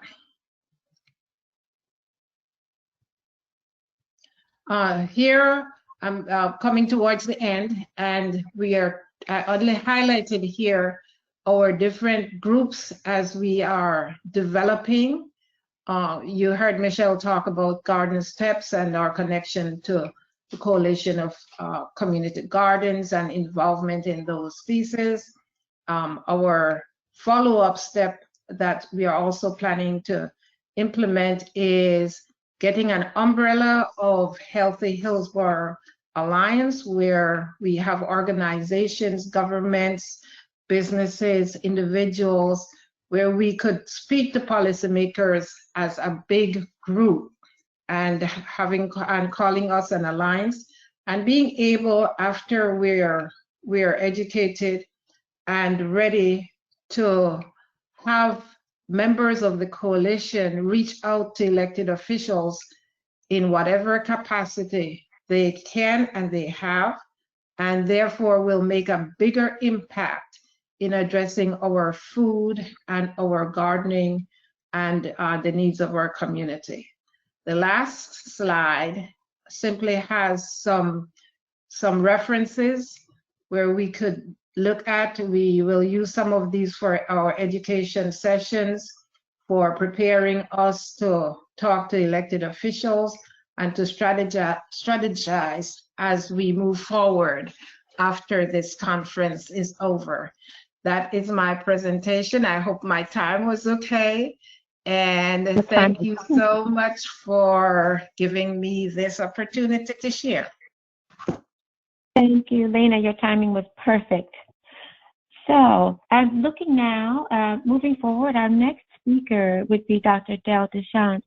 Del, are you on? Yes, Del, I am. are you with me? Can you wonderful. hear my voice? Can you hear me? Yes, I can. Just turn the mic on. Yes, and thank you for the honorific doctorate. I don't hold a doctorate. I am an instructor at the University of South Florida, master instructor there. But thank you for the honor. It's all right. You're very welcome. I'd like to introduce you if you don't mind. I have a lovely bio I'd like to share with those who are listening in. Thank you. All right. Dale DeShant is the Associate Chair of the Department of Religious Studies at the University of South Florida. He's a master instructor and has served at USF since 1986. He's the author of 3 books, numerous articles, and his specialization is in religion and contemporary cultures. His current research focuses on religious, literary, and ecological expressions of agrarianism, as they manifest in popular American culture. Mr. DeShant is chair of the Environmental Committee of the City of Newport Richey. He's a founding member of the Food Policy Council for Pasco County and a member of the Florida Food Policy Council, as well as the Board of Directors of Ecology Florida. Mr. DeShant will discuss how food policy impacts community gardening, recognizing the very important role of food sovereignty in all of this. Thank you. Dale. Okay, great. A wonderful introduction, and that was from Michelle, correct? Was that from? No, this is from Tony, your facilitator, Tony Young. I was looking at this. That Tony was a panelist, and it said Michelle was the organizer. It's okay. Well, thank you so much, Tony. The beautiful introduction, and wonderful raised. I feel better about myself now than I did before we began. So thank you for that. We have 12 minutes, and I don't have any PowerPoint or screen, so I will just seek to speak clearly and make my points without visual support. Everything that was presented by Tony in the presentation is true. And I think in terms of the project that we're working on here, maybe the most important note is not my academic background or my professional appointment at the university, but rather my work in Pasco County and the city of Newport Richey specifically, because I realize that is out of the area of our immediate focus here, which is Tampa and Hillsborough County. So I come to our program today with a slightly different perspective and somewhat different experiences. And I want to work to contribute to the project that the Coalition of Community Gardens, as well as Hillsborough County MPO, is working on. So I'm going to speak in kind of a general sense, rather than trying to engage specific topics in Hillsborough County or bringing in specific topics from the city of Newport Richey, except perhaps in a general sense. So as we engage the idea of food policy as it relates to our work, I'll make a couple of general points. The first is that food policy is for everyone. There's a tendency to think of policy as something that's done by people above us or different from us, people that have degrees or have professional appointments either in industry or business or government. Food policy, for it to work, is something for everyone, and that everyone should be engaged in to the degree that they want to. That being said, I observe that whether we know it or not, we all have food policies already. Our food policies are the decisions and the choices that we make regarding the food that we consume. This is the reality of our lives. We go about the process of making these decisions about the food that we acquire and the food that we consume, the food that we take on for ourselves, the food that we take on for our family, on the basis of policies that are often, for each of us individually, unconscious. We're not aware of them, but nonetheless, they guide our action. we had a great presentation earlier in our panel for today, for our policy panel, that, and I forget, I was trying to write down the notes and I forget the exact way in which it was articulated, but it stated that policy is a much more effective way to engage in some sort of sustained long-term activity as opposed to a temporary programmatic activity. And I kind of want to go there for a moment in the context of what I'm saying and what I'm talking about right now and our individual food policies. We may not know what our policies are. In fact, I would suggest that most people do not. We function somewhat unconsciously, and yet we're guided by policy. We're guided by an understanding of what is right and proper and good and healthy and normal. I will suggest that for the most part, for many, many people in our culture, that unconscious food policy may lead us in ways that are not healthy and not constructive. What do I mean by that?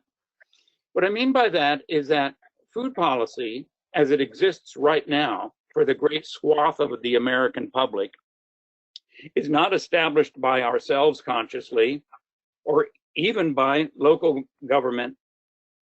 It is for the most part established by the industrial food system. If we think about where most people get their food, they get it at large commercial groceries, outposts of the industrial food system. It comes packed in plastic or cans or frozen. If it's produce, the chances of it being fresh are quite slim. The majority of our produce comes from California, the Imperial Valley in California, Monterey, great packing plants out there where huge quantities of fruits and vegetables are picked, usually by folks that are not paid a fair wage, processed then in these great plants and shipped an average of 1,500 miles around the country, and it ends up in our grocery stores and we buy it, and that's normal. We thus are accepting kind of a food policy by default. This is normal. This is where food comes from. It comes from these grocery stores, but ultimately comes from far away, produced by people that we don't know, using inputs and processes that we may not agree with and that may ultimately not be healthy for us. And so we all have food policies, whether we're aware of them or not. What I would suggest in this context then is to work to become conscious of what our own food policy is.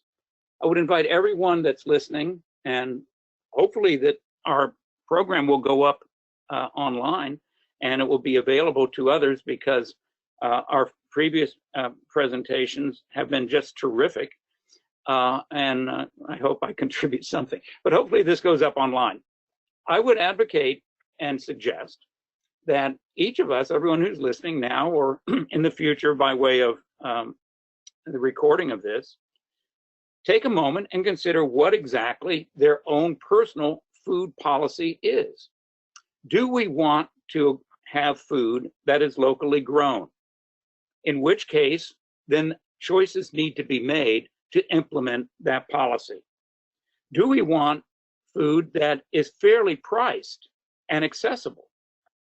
Do we want food that is natural or organically grown? Do we want food that is nutritious and fresh? Do we want food over which the growers indeed have independent control and oversight, not something that is forced upon them by distant corporations, by government entities, by others that are unknown to us? Do we want food that we ourselves know how to prepare, or must we rely on others to prepare it for us? And I could go on. The list is lengthy, in part because these items are items that typically come up when folks begin to think to get individually or together about food policy, both as individuals as well as groups. I'm a member of the Florida Food Policy Council.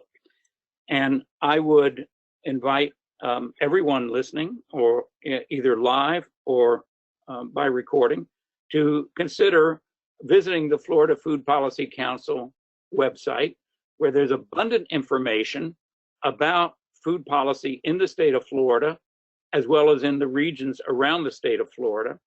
There's also helpful webinars that are produced that helps each of us get involved in food policy, even if we are not able to do so locally. I would advocate also that, in addition to being involved in Florida Food Policy Council, that we follow up on points made by Lena, I believe, in her presentation just concluded, regarding what I believe she described as the policy committee.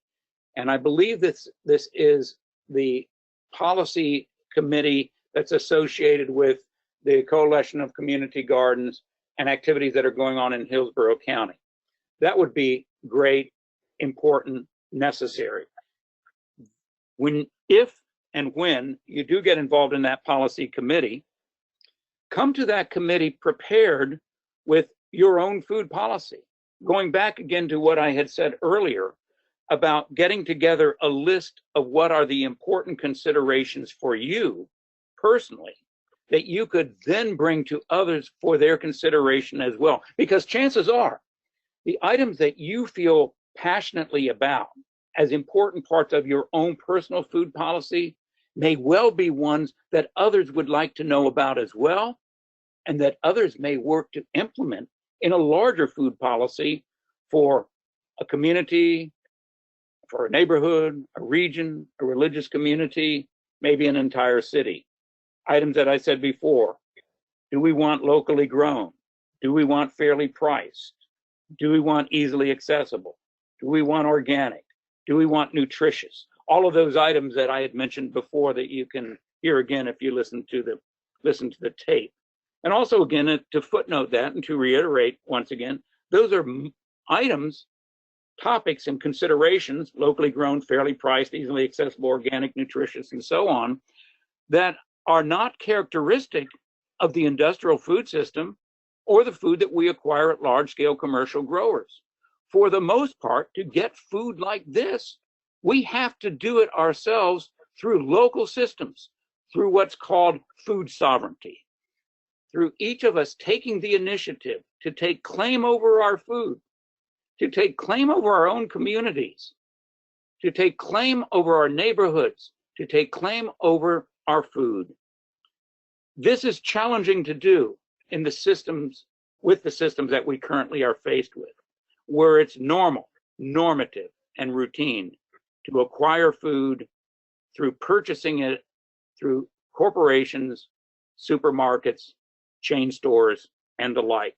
Even convenience stores are part of this system as well. So it takes work to begin to change this, but it's work that I suspect that the folks that are on this line are willing to do.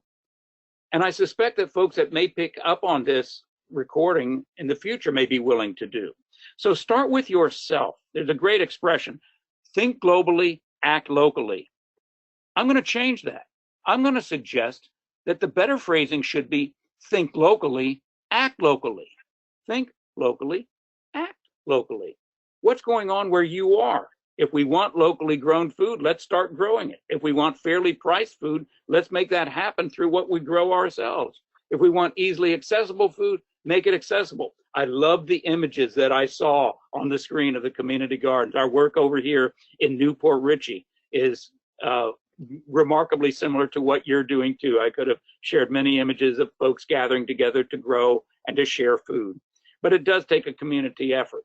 But first of all, before we get to the community effort, it takes an element of self-reflection, thinking together, thinking first of all on our own, and then thinking together about what we want to do for our larger communities. So the best bet, I suggest, and this will conclude my part of our presentation. I don't know how much time I took, if it's too little or too much. The best bet is to, again, to start small. Start with yourself. What do you want by way of your food system, for your body, for your immediate experience? Start with yourself. then maybe step beyond yourself to someone in your immediate circle, a friend that you can talk to about this. Say, I put together a food policy for my own life. This is what the items are. What do you think, Joe or Sally or Susie or Sam? What do you think about this? Maybe if you're okay with it, extend it out to your family, your mother, your father, your sister, your brother, grandma, grandpa, uncle, aunts, people that are in your immediate family. Say, hey, did you ever think about what's important for us to eat? Let's make this a policy. Let's make it a policy that from here on out, we're going to do everything we possibly can to buy local food rather than stuff that's coming in from Monterey, California, or the Imperial Valley or Salinas out there. Let's do it locally. Let's find those local growers. Talk to friends, talk to workmates, and then maybe even go further if you have the courage and the integrity to do it. Talk to your larger communities, perhaps your religious community, perhaps to civic organizations that you're part of. I am a firm believer that if we are going to affect the changes that we all believe are the right ones, it will happen with folks making the commitment first on their own and then sharing that commitment with others. That's my recommendation in a general sense for this project, as well as any other project of its kind here in the Tampa Bay area, in the Tampa Bay region, the state, the nation, and the world. Thank you. Thank you. Thank you, Del. That's a wonderful point to close on. Thank you to all of our speakers, Michelle, Lena, and Del. Give yourselves a round of applause. We've reached the point now where we can segue to questions, and there are quite a few. But I'd like to say that since Del was our final speaker, and I think that the message is still fresh in the minds of those who might be listening in right now, I'd like to begin with questions for Del. Del, you spoke about personal food policy, and I think that's so impactful. I think it's important to note, however, also that many of us, many consumers, are, as you said, unconscious of their personal food policy. And another thing that they fail to recognize is that their personal food policy already exists, and that through their everyday actions, but also in that, say, grocery stores, for instance, our points of access actually are kind of making some of those policy decisions for us. And so consumers are often lost in that paradigm. They're in the mode of going out to stores and purchasing, as you said, but they don't recognize that their food policy, their personal food policy, is being shaped by the products and that limited amount of products that are placed before them. How might we take action to enable others to advocate for themselves, and then ultimately, of course, for their larger community and for the world, by recognizing the connectivity between their personal food policy and what is being placed before them? It's rudimentary, but I think we have to highlight that point. And what do you think about that? What are your thoughts? I think it's great. I think the point that you make is terrific, and I would reiterate the vital importance of individuals reflecting on the reality that their policies, if you will, are already kind of programmed into their consciousness by virtue of the culture in which we live. That's kind of like sociology 101. It's the plausibility structure of our society. You know, we follow the norm. This is simply the way it is. This is normative. This is normal. A program like this, with each of our presentations, may bring to the awareness of those that have access to this program an awareness of just what it is that they can do. It can work to empower those folks. Now, beyond that, and I think the point that you want to get to is that the idea of the sort of systemic change that's necessary, and which is we're all advocating, I think, and I maybe more emphatically at an individual level, is difficult. This is not an easy task, because what we're asking is folks to essentially change the way that they think about food. And if you've ever gone to Thanksgiving dinner with your family and you're the person that doesn't want to eat the turkey, perhaps because you're a vegetarian or a vegan, or you're the person that really doesn't want to have the collard greens that day, or you're the person that doesn't want the jellied cranberry sauce, and you kind of bring it up. What's the reaction when you do that? Say, what's wrong with you? What's wrong with you? So if you advocate, for example, for eating healthier, for eating natural foods, for trying to find local foods, and you bring that up in many situations, you will face resistance for it. You will say, why are you doing that? That's crazy. That stuff costs too much. It can't be done. It's too hard. I don't have the time. There'll be an avalanche of resistance and reasons why not to do it. And so as advocates, as the folks on this panel and those perhaps in the greater community, what we are called upon to do is to develop the explanations, the arguments, the ways in which it can be done, and doing things like those garden projects that we saw in the earlier clips. If you're committed to do this, if this becomes your own conscious food policy, then you take action on it and speak to others about it. Begin getting the word out there, and then begin implementing that policy in whatever way you possibly can. As I always say, do whatever you can with the resources you have, with the talent that you're able to bring to it, and with as much energy as you possibly can. If it's the right thing to do, then you have to make that sort of commitment. You know, the Buddha, when he was confronted by Mara the tempter, and said, you know, these are great ideas that you have about enlightenment and changing the world. But you know what? If you go out and try to convince other people of it, they'll laugh at you. The children will throw stones at you, and you will be run out of every town that you go to, because people are not interested in your enlightenment. They're interested in all the pleasures of the world, as Mara would say. And you know what the Buddha said? The Buddha said, that's okay, I'll do it anyway. And in a way, that has to be the that we have as we go forward. Thank you, Dale. Thank you for your answer. Your answer provided a very important segue to the next question that was presented by, brought to us by Kitty Wallace. Kitty asked, what do you think are the biggest barriers to increasing the number of community gardens? And which seems a natural segue from the last question, because I think with the greater prevalence of community gardens, certainly we can have more individuals who are more amenable to being introduced to these new items in their lives, these new foods and such. Anyone care to answer Kitty's question? What do we think are the biggest barriers to increasing the number of community gardens?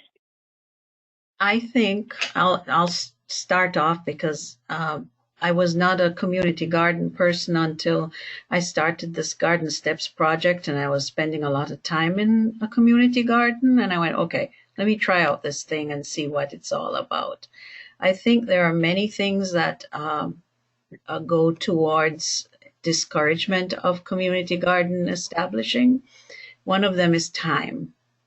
And I think that as we are all cloistered here in our homes or wherever we might be socially distancing, that we are beginning to see how much time we spend commuting to do the things we have to keep ourselves alive. And that we've suddenly experienced that, gee, there's this thing called a computer, that's where I am, that's allowing me more time. And I was reflecting on this as I went to harvest some green peppers that I had in my yard in a pot. And I was like, I would never have seen them to take them into the home had it not been that I was home. So I think that that's one of the things as you think about people, and I think it goes with what Del has been saying, is that it's normal to commute to work. It's normal to spend several hours in an automobile and not at home or not in community.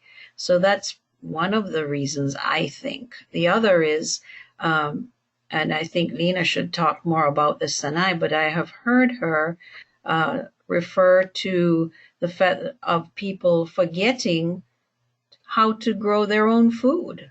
That's maybe too 2 generations ago, our grandparents and great-grandparents, that's how they lived. They went out, put stuff in the ground, and grew it, and that's what you ate during the day. So the idea of someone else, and I think that's about food sovereignty, is another part of it, that we don't think about the fact that we can establish our own food policy through locally grown activities.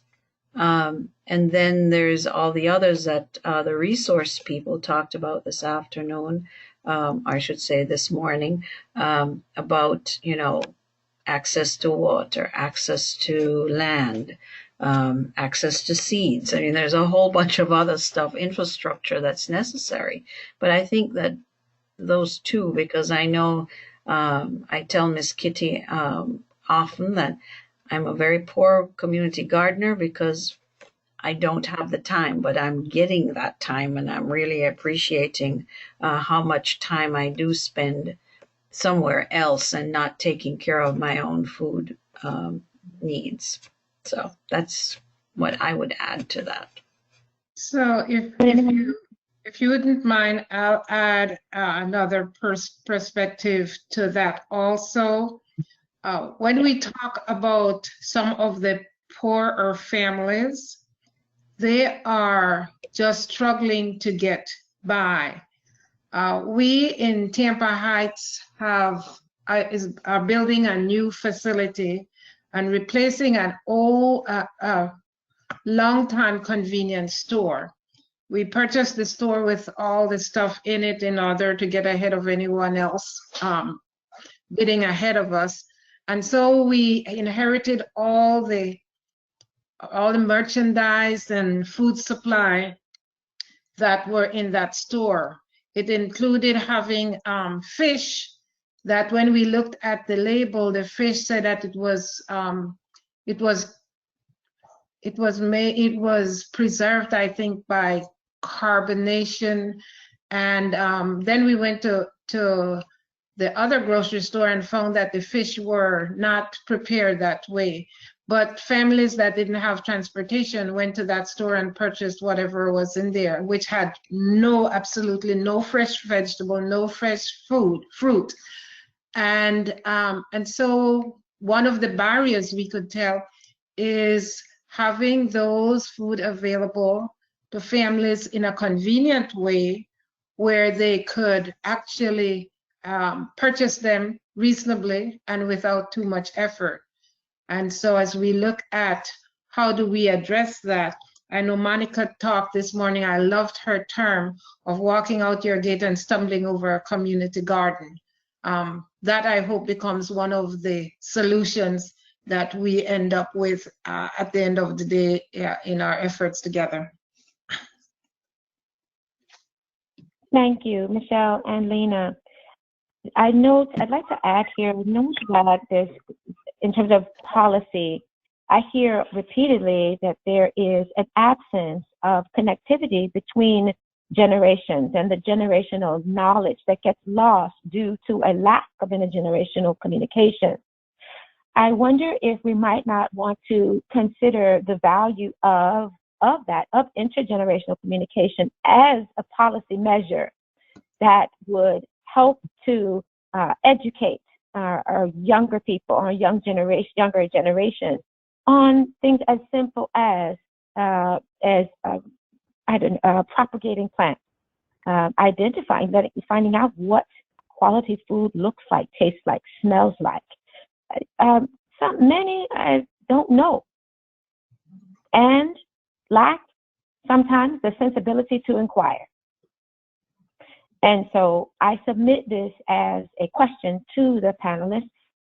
Do you think that a policy of intergenerational communication might be useful? I believe that that's a very important aspect of what we do. One of the things that we do in our community is we focus less on parents and more on the children, and then the children end up bringing in parents and grandparents. But if that would be one of our policy action items, we would be more deliberative about recognizing that disconnect and the benefits of connecting them, and therefore moving way faster and farther ahead with our food policies, and whether it's personal or from policymakers' perspective. Thank you. Anyone else care to address this matter? I would say not might, but must, or is. I think that all of us need to just stop for a minute and think that, as Del said, that, what's normal. And normal starts in families, I think, and then the greater society. And the idea that, as I think about my own family, and see that when generations grow up together, there's definitely much that is learned and shared. Earlier today, there was talk about the bigger picture of different cultures and how they share information and knowledge that is, part of their family. And as you were asking that question, I was thinking of my own children who are sent away from home and sending me pictures of things that their grandmother taught them to do. And I'm like, oh my gosh, I wish my mother had taught me how to do that now. but, I think it is definitely a part of what goes on. And I think that this is very important, because each generation, it's how you pass down the good, and how you can continue to link, because it's something that's broken in the society that we are experiencing. Is, as Del I just keep thinking he's so spot on in terms of, we have given up so many things to others, that, if food is perhaps one of the things that we can teach our children, where, to eat that fresh foods and vegetables are good. And just, back in my presentation, when Miss Kitty was working with the seniors in East Tampa, they were all diabetics. That's how we met them. And I thought, well, if grandma is diabetic and won't eat her vegetables, it's probably a sound bet that there are other people in the family who are going to have, the sway towards diabetes, because that fresh food is not valued or is not consciously done. And there are other issues, yes. Earlier today we had Monica talking about, the hour and a half on the bus to get some food. Yes, that's an issue as well. But, going back to the way people used to create their food and have sovereignty over their health and their well-being, is definitely, I think, important as we move forward. I'm going to. Thank you. This is Del Deshawn, weighing in on this. As far as the intergenerational communication, it's extremely important. And I would just invite everyone to think back for a moment of your own youth. I'm in my mid-60s, getting up into my late 60s. So I'm a child of the 50s. And I remember when I was quite young, and I'm an urbanite, I grew up in an urban environment. I remember when I was growing up, there were fruit and vegetable peddlers in our community. I don't know, and I put this out there for everyone. Do you remember actual fruit and vegetable peddlers when you were younger that would go through your neighborhood with a cart? And I remember this distinctly. Every weekend the peddler would go down our alley with a cart that was loaded up with fruits and vegetables, And as I reflect back on them, they were always seasonal. So this guy was growing them, and he wasn't the only one. That was common.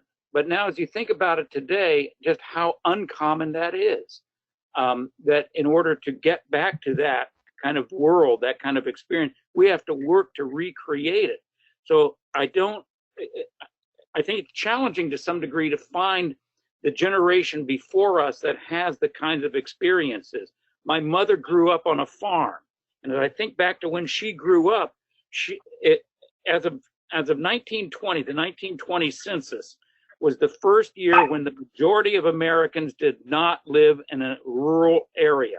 In 1920, the majority of Americans lived in urban environments, and it's been getting greater and greater ever since. So it's hard to get back to the point where most folks had an intimate sort of experience with growing their own food, preparing fresh food, and getting food that was freshly grown by their neighbors and their friends. So in a way, we have to recreate it. And if we can find those folks of earlier generations that know something about that, all the better. But I think it's going to be tough to find them. We just have to work at it. I want to thank you all for weighing in on this question. I must admit that this is an aspect of my own research with the university, and so I was quite interested in hearing what you all might have to say on that matter, particularly as it regards, the idea of having a family policy, right, of communication, and it's so important to the way that we move forward with in our attitudes and growth and development, in our attitudes toward health and wellness and community, etc. So thank you all for that. There's another question here. The question is, what are the priority policies that we need to address most immediately? Lena, I would assume that might be the question for you.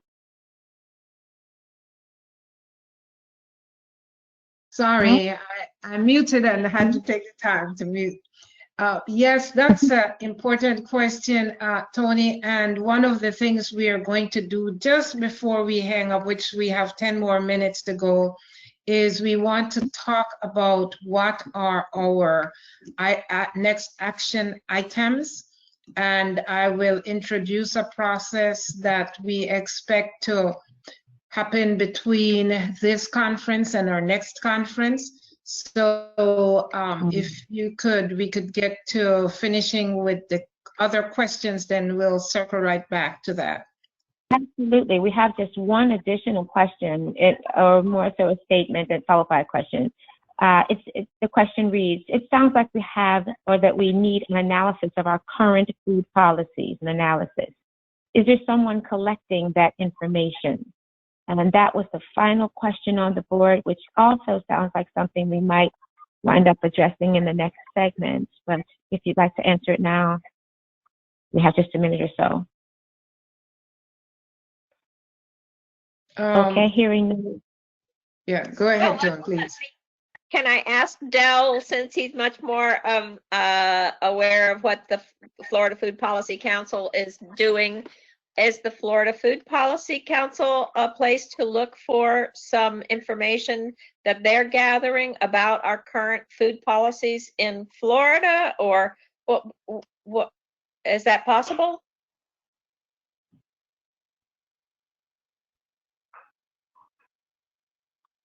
I guess he's off. Yeah, he may be off now. Perhaps he's muted. I'm sorry, so, I was on mute. I started answering the question and I was on mute. I apologize. Oh, okay.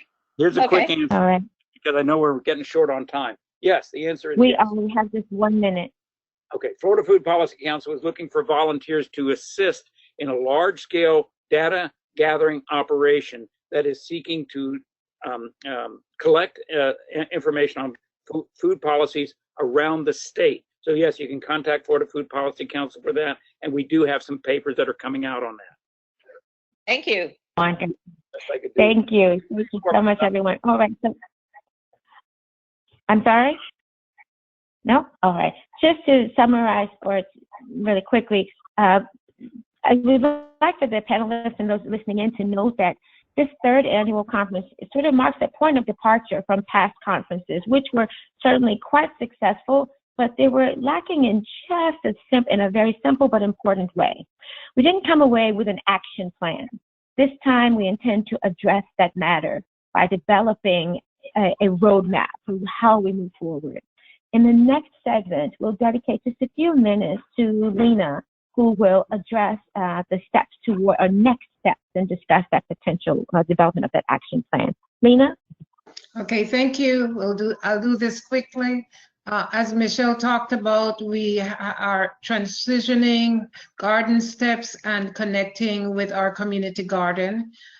This conference was focused on the action plans that were already accepted for the garden steps.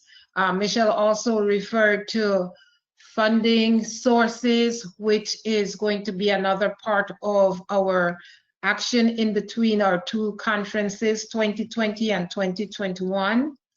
We are going to be developing committees based on the sessions that we have and possibly add another one. We had a fourth committee initially that we blended into 3. We're probably going to go back and reintroduce that committee.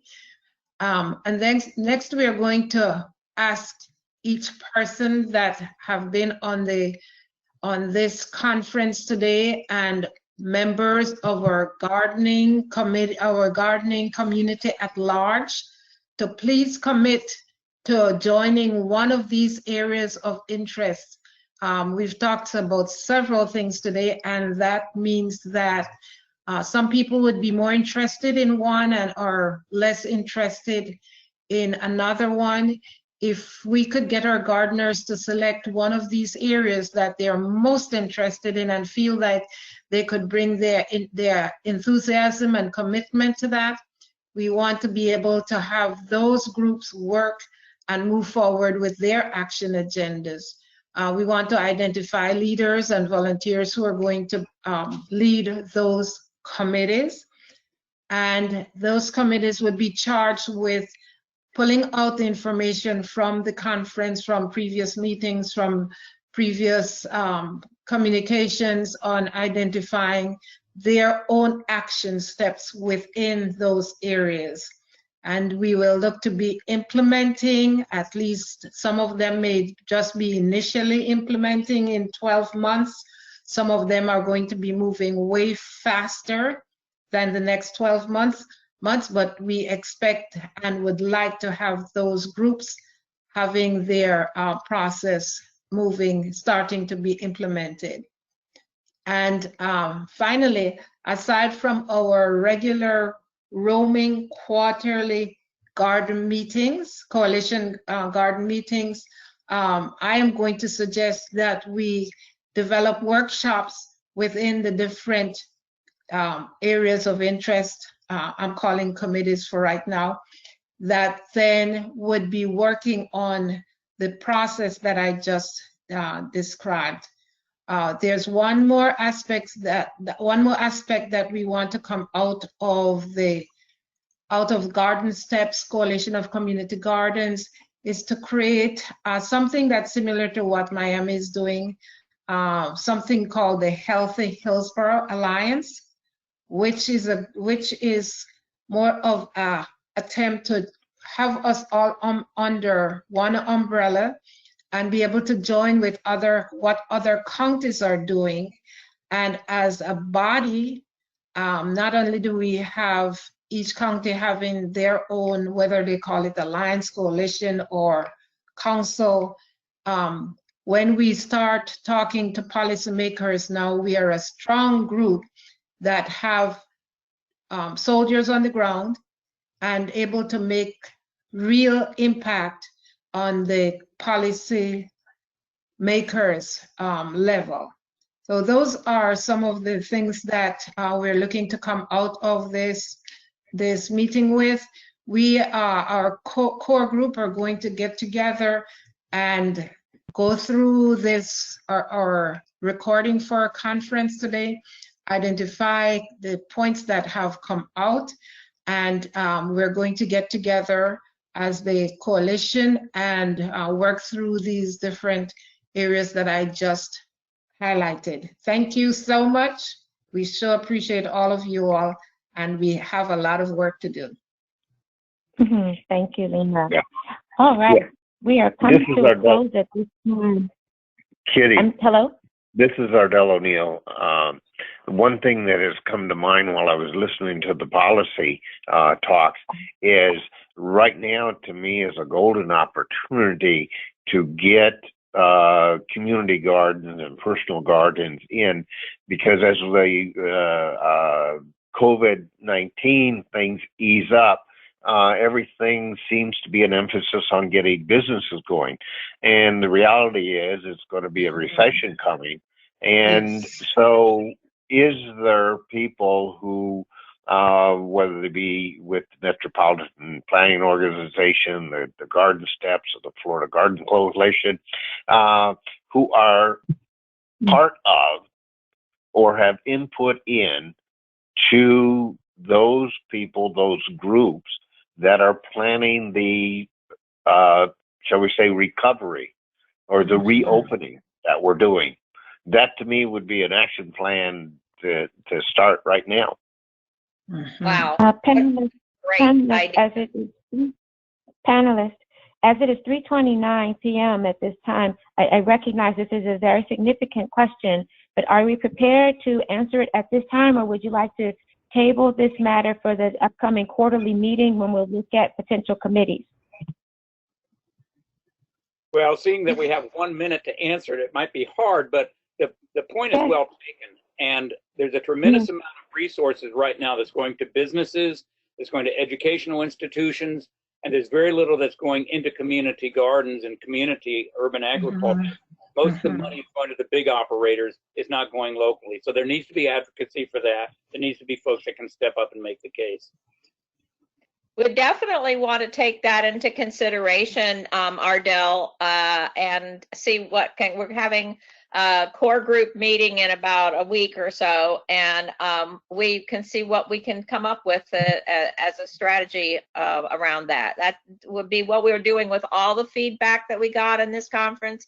As Lena mentioned, we'll be analyzing the questions and the feedback that we get from the conference, and using that to form our boots on the ground. So this was an excellent point that you raised. Thank you, Ardell, and thank you everyone for coming.